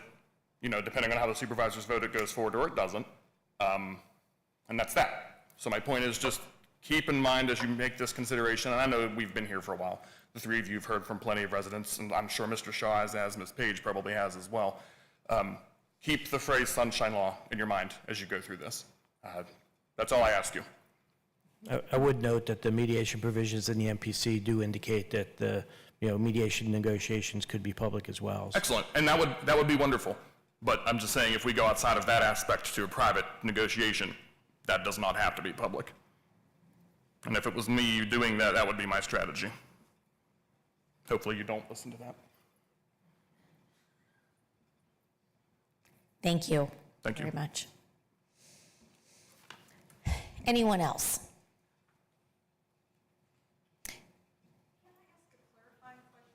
Yes. You can come up too, ma'am. To the developers, because a lot of the comments have been made about the road, being right here in the backyard, and and I know this is all proposed anyway, but are you planning on fencing, or how are you creating barriers for the neighborhood and the other residents? Because yes, I totally get a road with, a backyard. I'm just trying to figure out. Yeah, come on up. Yeah, I was going to say we have the, It's just a clarifying question. Yes. What would be proposed? Rob, could you give him the microphone that's next to you? Oh, okay, or that. So the back is going to be fenced down the side, and here would also be fenced. And the other thing I want to clear up, these are not apartments, these are condos. They're going to be sold, and it's going to be an association with dues. Everybody keeps saying apartments. These are not apartments, these are condos. So with the fence, will be a gate for the bike path? How does that work? Yes, here we will have a gate that opens. When you say a fence, what do you mean by that? Question was, what do we mean by a fence? Question was, sorry, I'm just repeating it for those at home. It would be a 6-foot wood fence.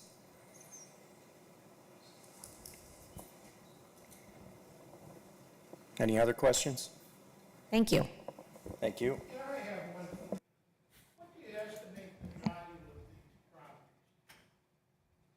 The question was, what do you estimate the value of the properties? Do you mean after construction? 500,000? Yes, all of that. Yes, all of that. Yeah, okay, thank you. So we have already priced them out, and people ask, will this work? We do know that it'll work. Yeah, but I see. I'm not going to speak on exactly what they're going to cost.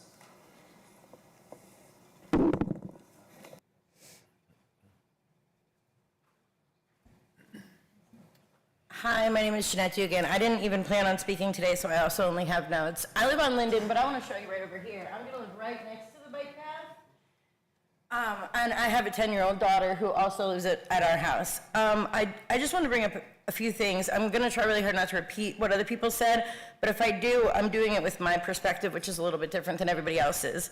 The one lady mentioned that she was not, they weren't informed about this. Neither were we. There was a sign put up. We weren't informed at the last owner either. And when we came to that zoning board, Dustin and I were the only neighbors that came here to see how that was going to play out. But I just wanted to add that, like, we did our own research. No one came to us. The property that's the most affected, nobody came to us. This is reduced traffic versus a restaurant bar, that other lady actually already touched on that. One thing I do want to say about the traffic, if it came out on Linden, there's a 9-year-old boy that lives right here next to that road, and 3 dogs and 2 girls in college with their parents. The exit to get to Westlake Road, you can't see left, you can't see right, you have to keep going. We have a stop sign on 10th Street. If you're coming north, there's a huge bush right there. You can't see that either. And 12th Street is just as bad. So it doesn't really matter where you are on our street or what way you're turning, you have to be cautious. Putting that entrance on coming out to exit on Linden, they said it's going to be safer. Safer for who? The kids on our street? I don't think it's going to be safer for the children on our street. Eric specifically said we're going to prop those into there. Jam them. There's going to be 18 duplexes. You figure 2 people there, that's 36 cars. The upkeep, I could be wrong, but I'm pretty positive that this property was bought in November. They have not mowed. They haven't done anything. As a matter of fact, one of the neighbors had to rent a 0-turn mower to mow the next to the road, that little strip of grass, because no one else did, and they didn't want it looking trashy right near their house. Sorry, mine is also chicken scratch. Because like I said, I did not plan on speaking. The agreement, if us and the property owner came to an agreement, so let's say you approved the zoning and we came to an agreement. Then she sold the property. Now what? We're screwed, because then they're going to turn it into whatever they want. It becomes null and void at that point, according to the article. Okay, that's good to know. I'm pretty sure that that's basically all that I had, but I am 100% against this, and I do not agree that it's going to be safer for anybody. I know our house itself and our neighbor's house has been passed down in generations.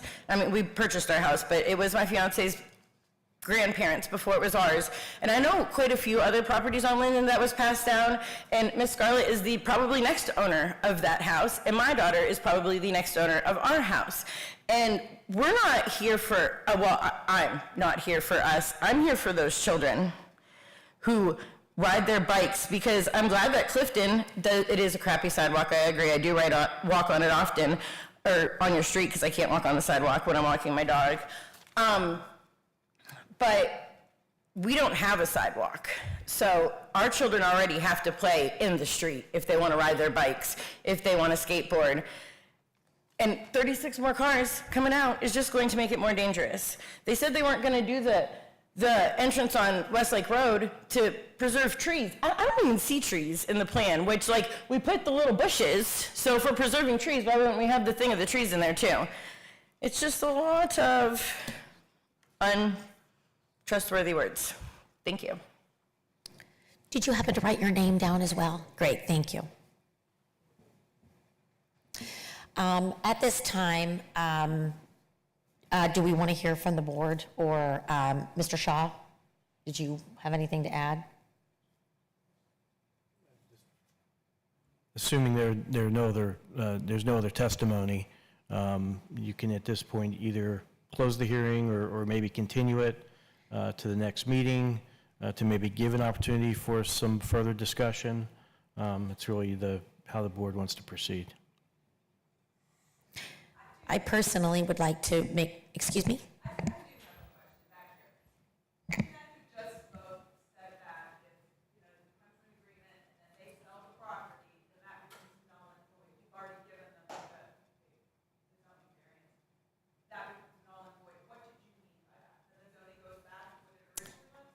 Correct.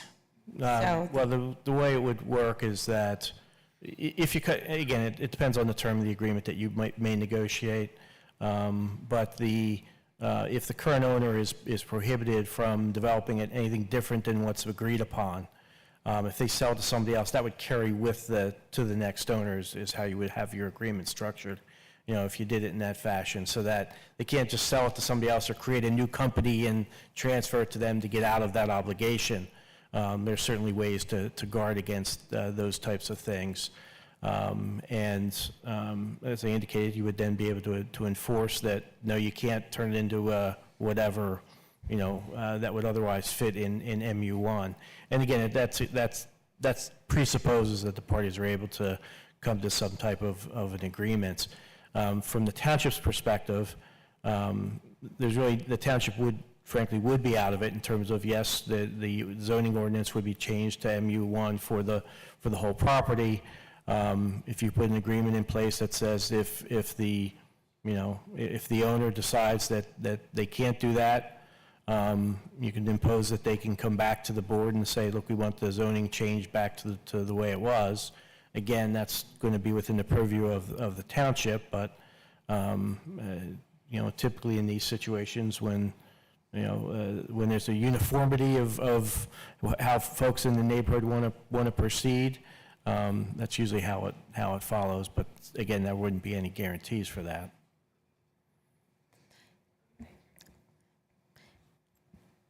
When Mr. Shaw brought to our attention the section 609 and 908.1 with the mediation option, and I think that for me personally, I feel that there could be a lot of conversation between parties in a mediation setting. They would be public. You could have representatives and from both sides that could talk about and answer the questions, to have a conversation with all parties. I think it was Mr. Comfort that brought up, who would be at these meetings. I think it could be a collection of people. And I think that the voices at the table then that have concerns and how those might be addressed. I think that would be the most personally productive use of time. It seems to me that some of the biggest concerns are the what if. If the supervisors were to vote to change the zoning of this property to MU1, what happens if they back out? Totally agree. Absolutely. However, we are not able to, as a board, put a condition on the property to say it has to be what the plan that's being proposed. The mediation can. That is the way to guarantee what is being proposed will happen. Whereas we cannot, the mediation from section 908.1 of the MPC does allow for that.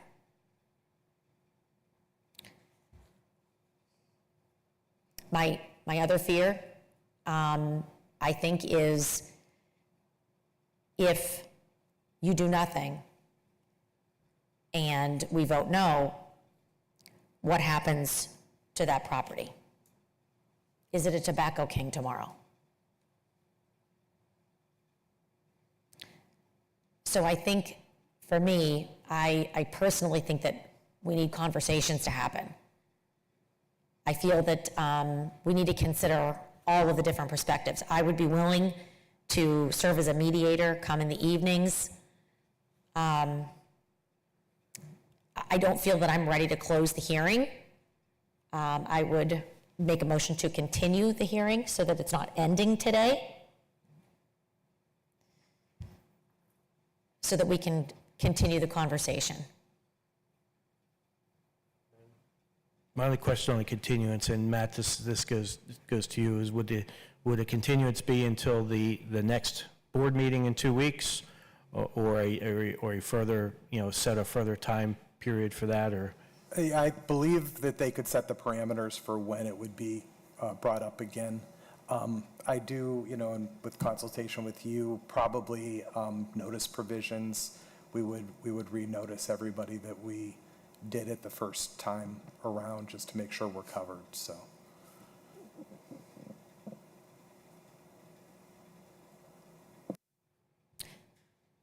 So I guess, anyone else care to speak? Oh, That was my question, is how many more residents are looking to speak on this matter? Do we? well, Mr. Francis, I think we heard from you, so we're going to move to the others as well, okay? Just make a clarification if I could.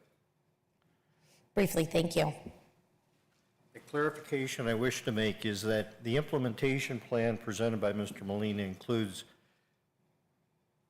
stormwater containment, as did a previous zoning change on Clifton Drive for a restaurant by the name of Chopsticks who presented an implementation plan. However, they put in the stormwater containment with grates above the level of the parking lot, so the water goes right by the grates and goes right down Clifton Drive. So I would think there would need to be a performance bond put up by somebody, Mill Creek Township or the developer, that says that when the property owner puts in $250,000 of stormwater collection, that it actually works, and it's not dry, and it's not been dry for the last 10 years.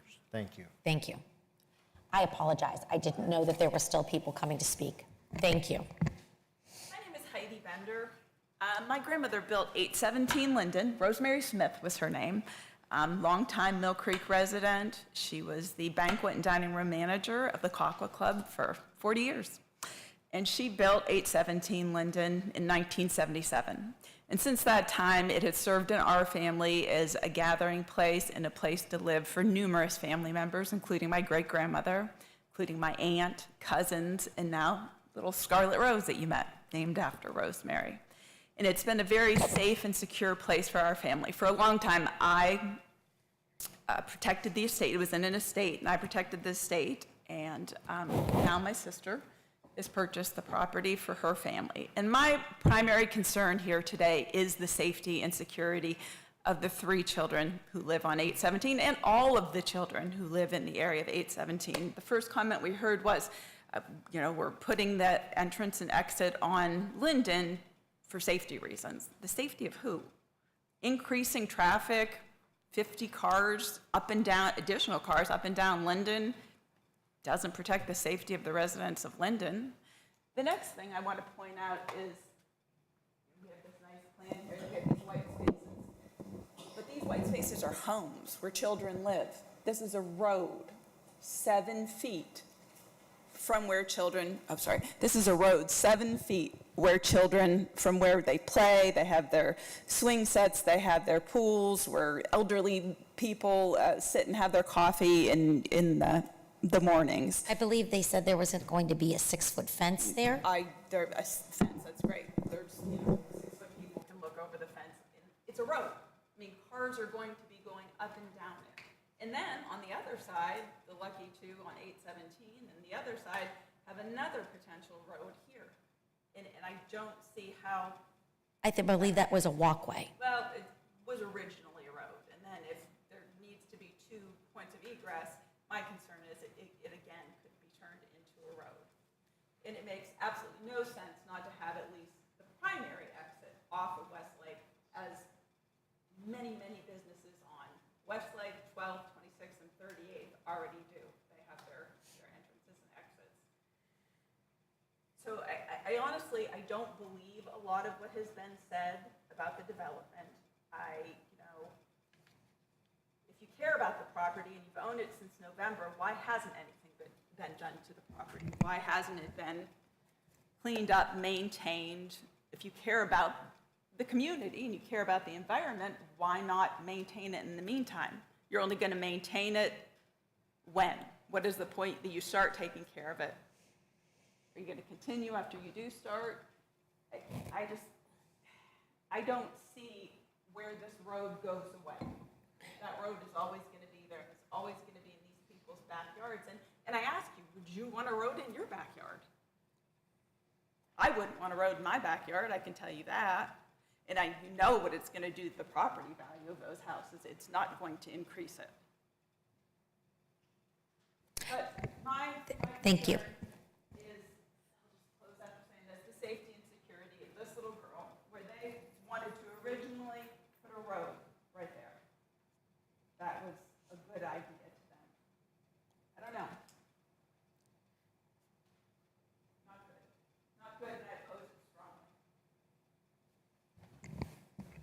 Anyone else to speak?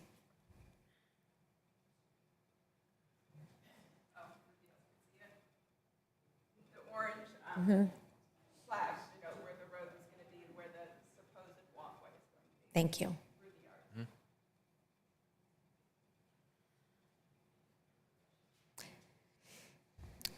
I guess action need to be taken, Mr. Shaw, to make a motion to continue the There's, hearing? I think there's a motion pending, but I think Mr. Bach had something Oh. I thought he was going to say, or was that just a question? No, it was just a question about how many more people. Sir? Yeah.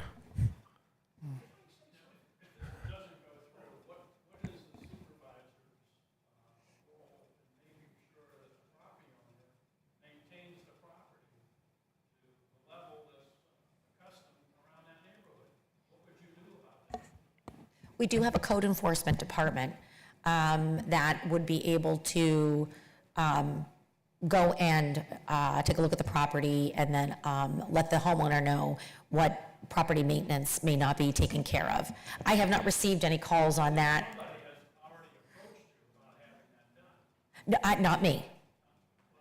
But I mean, today, Just yes. today. Today.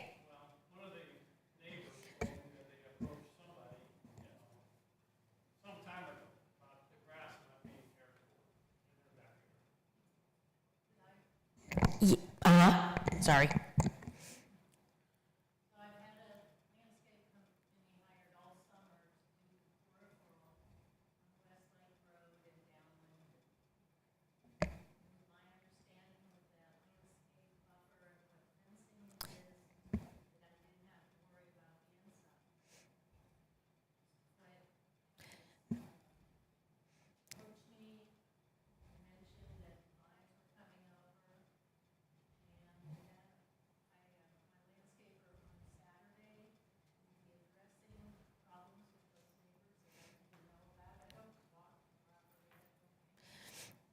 Okay.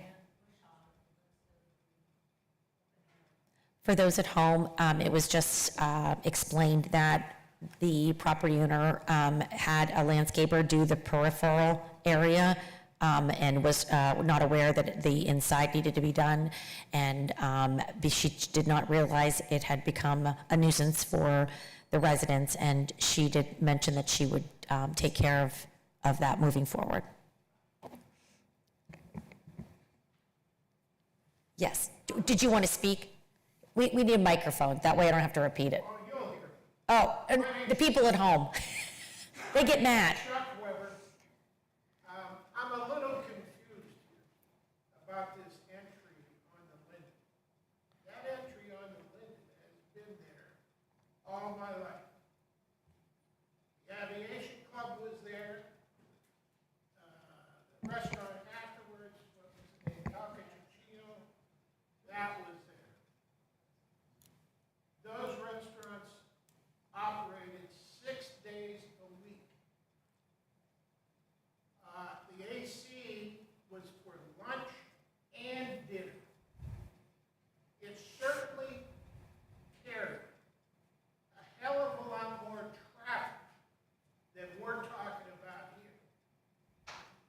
We made, yes, it did. We Excuse drove me. in that entry, we exited that entry. Mr. Weber, have you ever lived on Linden Avenue? What's that? Have you ever lived on Linden Avenue? Have I ever lived up there? No. I've driven Linden all my life. But you never lived there? That's correct. And there were 2 entrances and exits. I'm not old enough to remember the Yeah. Yes.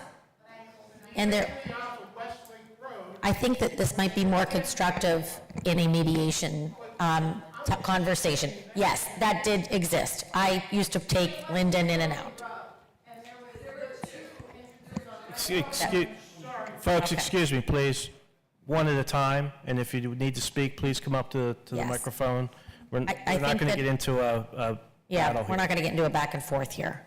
I think that at this time, I am going to make a motion to continue this hearing. Okay. Till when? Do you have a date or to the next meeting or to a date to be announced? So, yes, I actually would like to I would personally like to get the names and phone numbers and emails of everyone that is here today. so that we could coordinate something in the future, okay? And if you're willing to stay till after the meeting, I can collect that from you, and then we can see about moving forward, okay? Anything else? Okay. I just wanted to say, because you said we didn't have a microphone and you couldn't hear us back there, that as far as the Aviation Club and Alto Cucina that came after that, there were two. There was one Yes, on we Linden. got that. There were two was one entrances, on West. I yes. just wanted to. Nope, we got it. Okay. Thank you. He was confused, though, he said about that. So. Okay, thank you.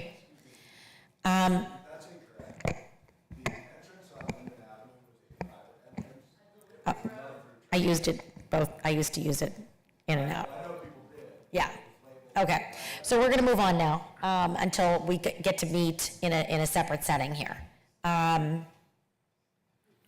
So there's motion on the floor? Okay. I'm not opposed to a continuance, Kim. I'm also just wondering what, what that's going to solve. I don't know. So I'm also prepared to vote on this today. I just want, I'm not opposed to a continuance, but I'm also prepared to vote on it, so. I feel like there was a lot of misinformation that's been communicated, and I think that there needs to be an opportunity to correct the information.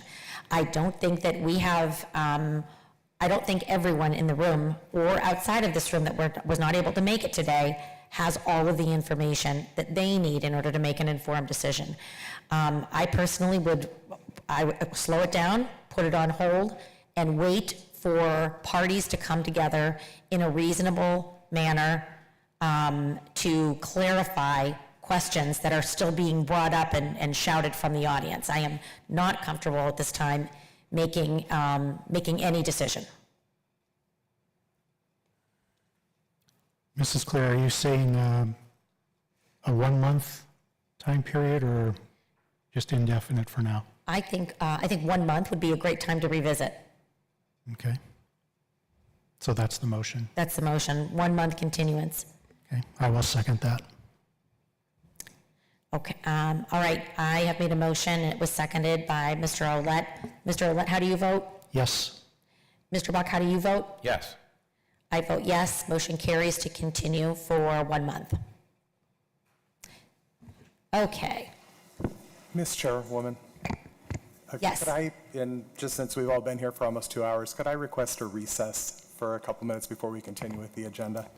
yes, I am going to make a motion for a recess, I'll second. Second for a 5-minute recess. 5-minute recess. I'll second. We will reconvene at 11:22. Yeah, I just want to stretch my leg.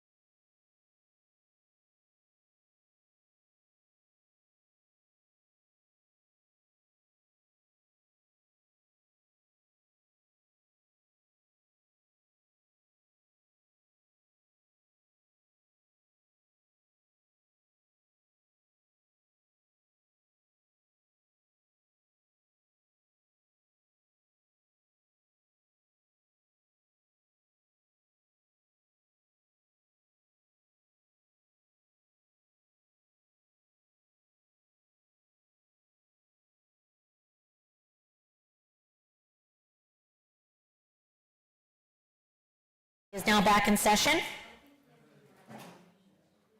Thank you very much for the break. Thank you, Mr. Waldinger, for asking for a break. Okay, next up on our agenda, we have bids and quotations. The first thing on the agenda is the Glenwood Park Avenue barriers. That would be Mr. Donikowski. Thank you. Good morning.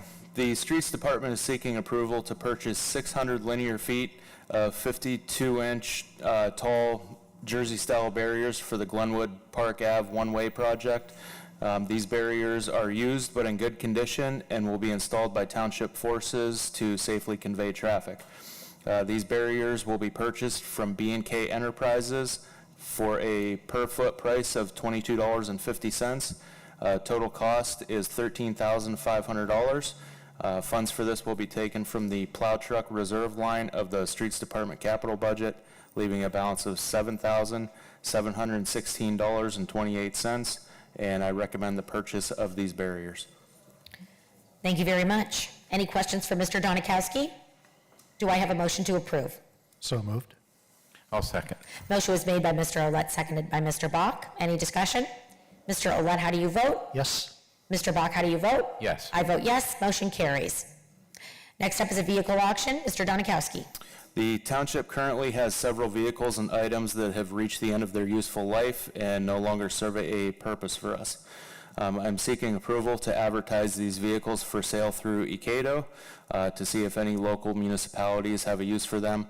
Any remaining vehicles after the ECADO auction will be sold through our sealed bid process. Items to be auctioned include several Streets Department vehicles, several retired police vehicles, a 15-ton tag trailer, and an old traffic bucket truck, and a Parks and Rec pickup truck. I recommend approval to auction these items. Thank you very much. Any questions for Mr. Donikowski? Okay, do I have a motion? So moved. I'll second. A motion was made by Mr. Olet, seconded by Mr. Bach. Any discussion?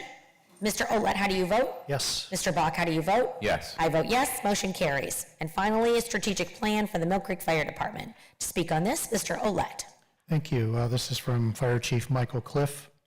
At the last Fire Commission meeting, the recommendation was made to the Board of Supervisors to hire a consultant to administer a strategic plan for the Mill Creek Fire Department and for Mill Creek volunteer fire departments. It's his recommendation to contract with the Center for Public Safety Excellence to develop a community-driven strategic plan for Mill Creek Township. The proposed price is $19,500, and this can be paid for out of the Mill Creek Township Fire Department contingency line item in the budget. I'll make that motion. I'll make that in the form of a motion, please. If I could add just real quickly, our office has reviewed the proposal, and we've prepared our standard professional services agreement for this contract. I would add that the recommendation would be to approve entering this agreement, subject to finalizing the terms of that professional services agreement. Thank you very much. A motion was made. I'll second. Motion was made by Mr. Olet, seconded by Mr. Bach. Any discussion? Mr. Olet, how do you vote? Yes. Mr. Bach, how do you vote? Yes. I vote yes. Motion carries. Number 9 on the agenda, new and amended ordinances under review. To speak on this is Attorney Shaw. Yes, we are currently reviewing a new saldo. Legal review has been completed, and we've been meeting with engineering and planning and development departments to finalize the documents. In addition, there are updates to the International Property Maintenance Code and the International Fire Code that the township needs to update. The township currently uses the 2015 version of these codes, and it's been recommended that the township move to the 2018 version. We're working on making the needed changes to accommodate the changes in those codes. And lastly, there is an employee pension plan amendment based on recommendations from our pension administration company that are being reviewed and drafted. Thank you very much. Number 10 on the agenda, ordinance 2027-7. This is an ordinance of Mill Creek of the Township of Mill Creek, Erie County, Pennsylvania, amending various sections of Chapter 145 zoning of the Mill Creek Township Code. Mark, I'm sorry, Attorney Shaw, you were going to speak. First, we need to have a public hearing on that. So if you would, I guess if there's, Matt, maybe turn to you first. Yeah, I just would like to report that at their regular meeting of Tuesday, August 6th, 2024, the Mill Creek Township Planning Commission recommended approval of these minor amendments. Thank you. Now that I will open the hearing, is there anyone here to speak on ordinance 2027-4? Or sorry, ordinance 2024-7? Okay, then I will close the hearing. Any questions from the board? Let me just further describe it for you. Before you, ordinance 2024-7, it amends various provisions of the zoning ordinance, including minor errors, providing for golf course as a separate use and adding supplemental regulations for golf courses.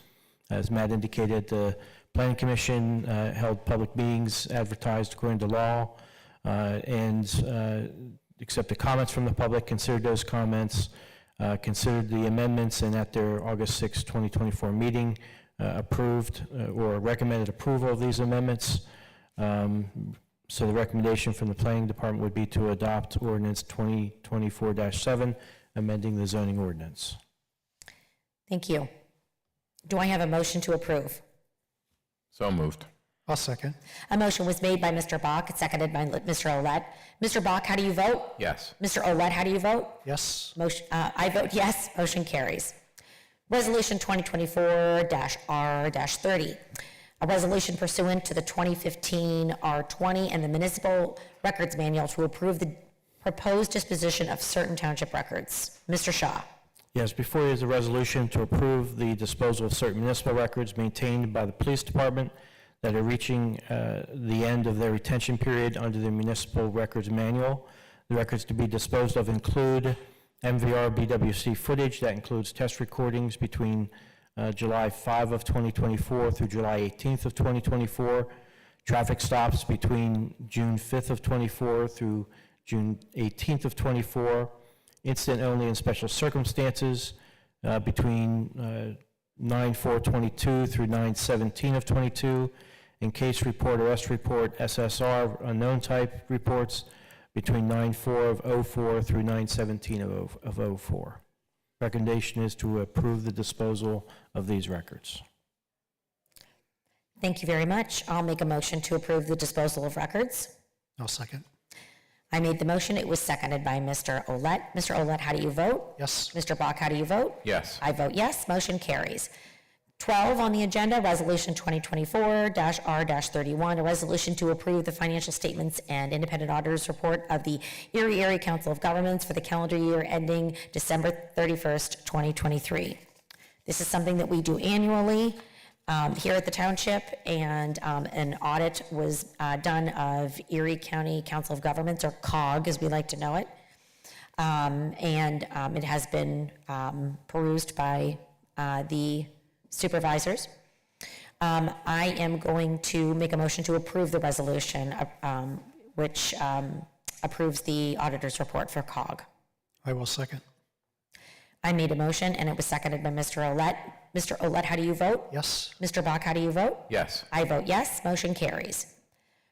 Number 13 on the agenda, Resolution 2024-R32, a resolution of Mill Creek Township, Erie County, Pennsylvania, amending the style guide for Mill Creek Township graphic standards. To speak on this is Mr. Bach. Okay, thank you. Hold on, let me get it up here. Okay, this is from our director, Jessica Stutzman.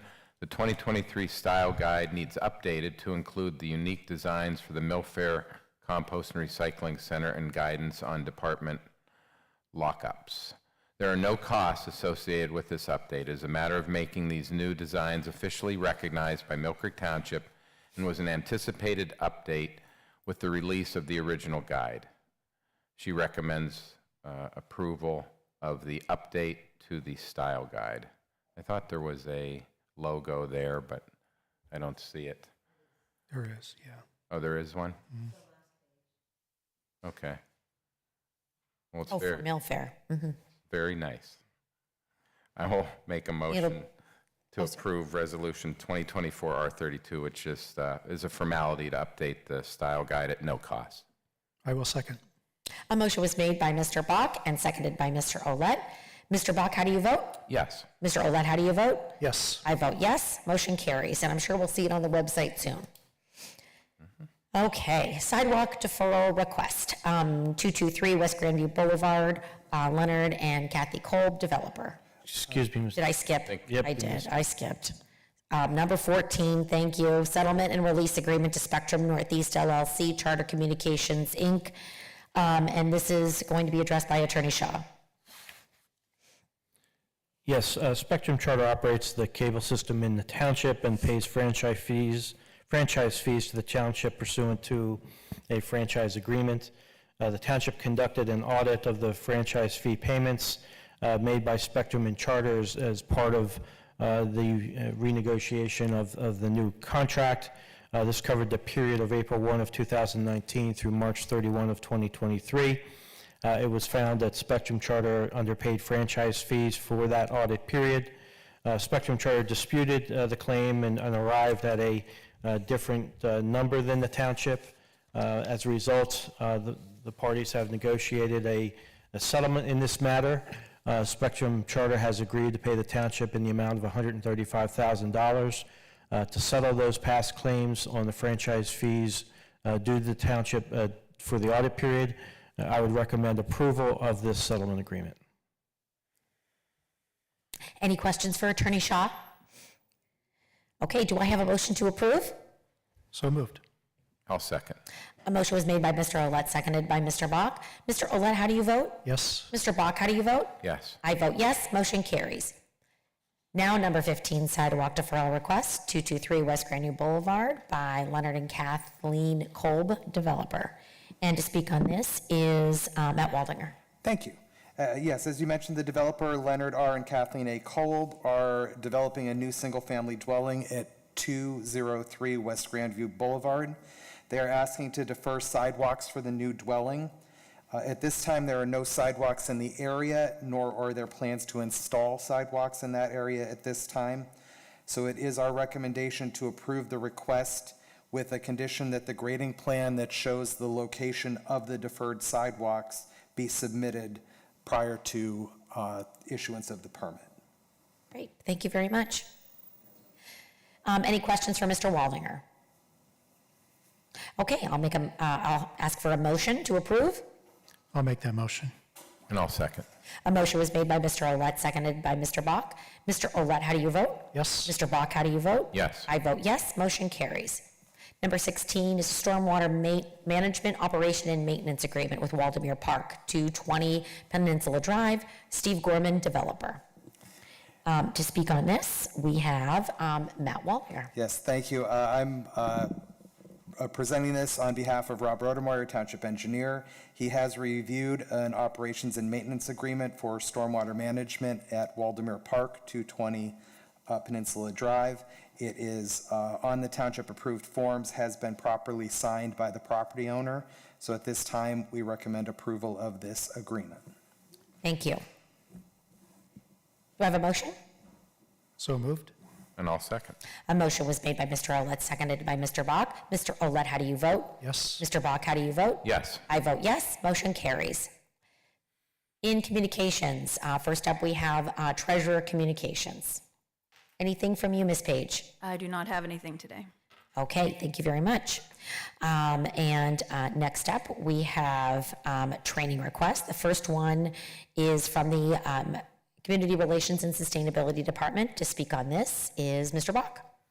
Thank you. This comes from Jessica Stutzman, our director. PROP is hosting a 2-day course titled Recycling 101 Practice and Theory in York, Pennsylvania on October 16th and 17th, which is designed for new or experienced coordinators, solid waste managers, and others in related fields. The interactive course entails an overview of the comprehensive manual on subjects vital to building, implementing, and sustaining a successful recycling and composting program. It is my recommendation to send Monica Ziegler and Jim Schaefer to this course to help them complete the core classes before taking the PROP certification test next year. The course is $505 per person for a total of $1,010. The lodging, $129 a night for 2 hotel rooms for 3 nights is $774 total. The meals and incidentals for 2 employees for 2 travel days, 2 regular days, totals $413. The training will be taken out of the CRS training line, with the hotel and meals and incidentals will be taken out of the CRS 2024 travel line. So this is for Jim Schaefer, who is our new foreman out at Mill Fair, and then Monica to start their certification process. So I will put that in the form of a motion. Great. I'll second. Motion was made by Mr. Bach, seconded by Mr. Olet. Mr. Bach, how do you vote? Yes. Mr. Olet, how do you vote? Yes. I vote yes, motion carries. Next up is a request for, from the Administration Department regarding a conference attendance of the PA chapter of American Planning Association. This is for me, Kim Clear. I am seeking permission to attend the 2024 PA chapter of American Planning Association State Conference. It's held from October 13th through the 15th at the Bayfront Convention Center in downtown Erie. I'm asking to attend the early bird non-member rate. Am I a non-member? Yes, okay, $450. There are some potential fees for mobile workshops as a part of the conference, depending on the sessions offered. I don't foresee taking advantage of that. I'm asking permission for not to exceed registration amount of $700, which will be paid for from the administration's training budget. I took this from the Mr. Waldinger's recommendation, so that's why I added in not to exceed. I don't know that if I need to be doing anything extra, but. There are some additional, depending on which session you choose. Some of them have charges for transportation or things. So Okay. it's good to be covered. Okay. But I just want to hang out with planners for the day, for a few days. But anyway, I'll make a motion to approve. I'll second. Motion was made by Mr. Olet, seconded by Mr. Bach. Mr. Olet, how do you vote? Yes. Mr. Bach, how do you vote? Yes. I vote yes, and the motion carries. Here, the next request is for the from the Administration Department. Kim Clear and Dan Olet would like to attend the Erie Chamber and Growth Partnership's annual Erie Homecoming event on October 3rd from 9 a.m. to 5 p.m. There will be presentations, panel discussions, and updates on the economy in Erie County, along with numerous networking opportunities. The cost is $169 for members, so the total for the 2 attendees is $338. This is put on, as I said, by the Chamber. The recommendation is to approve the attendance of Dan and Kim to the Erie Homecoming event. I'll make a motion for that training. Thank you. I'll second. A motion was made by Mr. Bach, seconded by Mr. Olet. Mr. Bach, how do you vote? Yes. Mr. Olet, how do you vote? Yes. I vote yes, motion carries. And then we have an agenda request, training request from Chief Mook, which I will read. The International Association of Bomb Technicians and Investigators Region 5 training conference is being held in Erie between October 15th and 17th. The Erie Bomb Squad is hosting the training. Chief Mook is seeking an approval to send Sergeant Mays to the training, as he has been a lifetime member of the Erie Bomb Squad. The registration is $350, which would need to be paid initially by the township, but a request has been submitted to the Northwestern PA Emergency Response Group for full reimbursement. Due to the location of the training, there are no other costs. I'll make that in the form of a motion. I'll second. I made a motion. It was seconded by Mr. Bach. Mr. Bach, how do you vote? Yes. I vote yes. Oh, sorry, Mr. Olet. Yes. Forgot about you. I vote yes. Motion carries. Chief Mook also has a training request for IT manager Chris Filson. He has located 2 training courses in the fall at the Erie County Community College that would be of benefit to his role in the township. These 2 courses are entitled IT Hardware Essentials and Support and Info Technology Fundamentals. As an Erie County resident, most of the tuition costs are waived, and I am seeking approval for the township to pay $450 of the $1,410 tuition bill because $960 was waived. It should be noted that Mr. Filson will be attending the courses part-time on his own time. I will make that in the form of a motion. I'll second. I made a motion, it was seconded by Mr. Olet. Mr. Olet, how do you vote? Yes. And Mr. Bach, how do you vote? Yes. I vote yes, motion carries. An agenda request for fire police by Chief Cliff will be read by Mr. Olet. Okay, State Representative Ryan Bizzaro is hosting a hard-to-read plate event at the former Kmart Plaza on 26 and Sterrettania Road. The event is scheduled for September 26 from 4:30 until 7 p.m., and they have requested fire police to help with traffic control. It's the chief's recommendation to approve, and I will make that in the form of a motion. I'll second. A motion was made by Mr. Olet and seconded by Mr. Bach. Mr. Olet, how do you vote? Yes. Mr. Bach, how do you vote? Yes. I vote yes, motion carries. Executive sessions were held on August 29th, 2024 and September 5th, 2024. On August 29th, 2024, real estate matters related to park and rec facilities, sanitary sewer easements, stormwater easements were discussed, as well as litigation matters related to code enforcement, contract disputes, easement disputes, and public safety matters.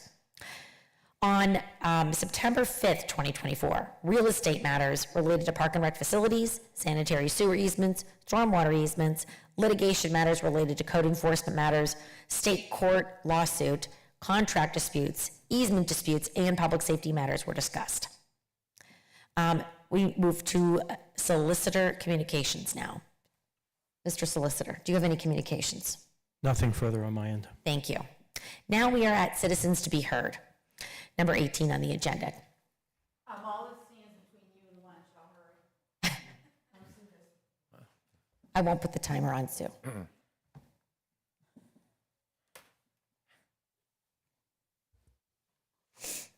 Thanks. You know, I do gotta say, isn't there a lift station down in Shorehaven? If it stinks, does it need enlarged or modified? We're actually in the process right now of working with a consultant to redesign. Yeah, that's why I said, the one on Glenwood Road near my house, I could smell it coming over on Norris Drive years ago, it needed enlarged and modified, that's where that smell's coming from. It's nothing to do with stormwater. Okay, I'm gonna read this into the record. After reviewing Title 53 PA Consolidated Statutes, Chapter 29, I'm not certain of the requirements for advertising and posting the Mill Creek Government Study Commission question, which will appear on the November 5th, 2024 general election ballot. A copy of that law is attached to the copies of this memorandum, which are given to Attorney Shaw and Secretary Williams. They have received copies of the law. Subchapter D, Conduct of Election, Section 2952, outlines the duties of the Township Secretary as posting a copy of the notice of the question at each Mill Creek Township polling place on Election Day, along with publishing the same in at least one newspaper of general circulation in the municipality once a week for 3 consecutive weeks during the period of 30 days prior to the November 5th general election. That subchapter does refer to all elections provided for in this subpart, and as there are several subparts, I'm not certain these requirements apply to the Government Study Commission question and the election of Government Study Commission members, which fall under subchapter B. Therefore, I'm providing you with this information, and because you as the Board of Supervisors voted to place the question and election of the commission on the November 5th ballot, thank you very much, I am asking you to have your solicitor verify if these requirements are applicable, and if they are, to have the Township Secretary carry out the notice procedures as outlined in subchapter D, which I have referred to above. Please note this is timely, because if these requirements apply, the first newspaper notice would have to appear once a week, starting the week of October 7th, or at the very latest, the week of October 14th. But again, it is up to the Township Solicitor to verify these dates and instruct the Township Secretary accordingly. Thank you. Oh, I was supposed to give my name, Sue Weber. Sue, just so you know, we have reviewed that and have determined that it would make sense for us to do those publications. It's already on our docket to remind us when to get Thank those you. published. Even if it isn't, that's a good right. idea. Yeah, Right, that right. was very confusing. Not gonna, Yeah. that whole section can be challenging, Very- I agree, but yeah, we were going to go ahead and publish the notices anyway. Thank you. And I did give Tom Tallarico, the election board solicitor, I emailed him a copy. Okay. Great, thank you. All right, any other citizens to be heard?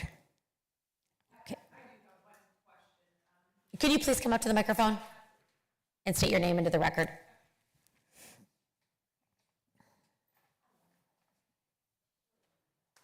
It's Heidi Bender, and I know we adjourned the Linden Avenue Clifton for a month. You're still a little Everybody bit left and was asking, what is supposed to happen in that interim month? What is the process for that month going forward? I'm going to talk over that with our solicitor, but I was going to reach out to the different residents that have contacted me and make sure we get all of them, anyone that has, maybe we can do some kind of a mailing, we have a way of doing around, because I know there were some people that said they didn't know about it.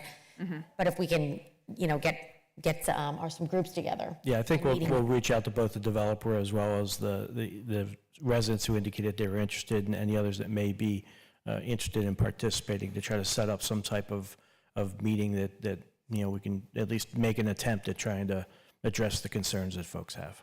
And then there's another meeting in a month? Yeah, the hearing was continued. It would be reopened at not our next meeting, but the following meeting, at which point any additional testimony would be taken.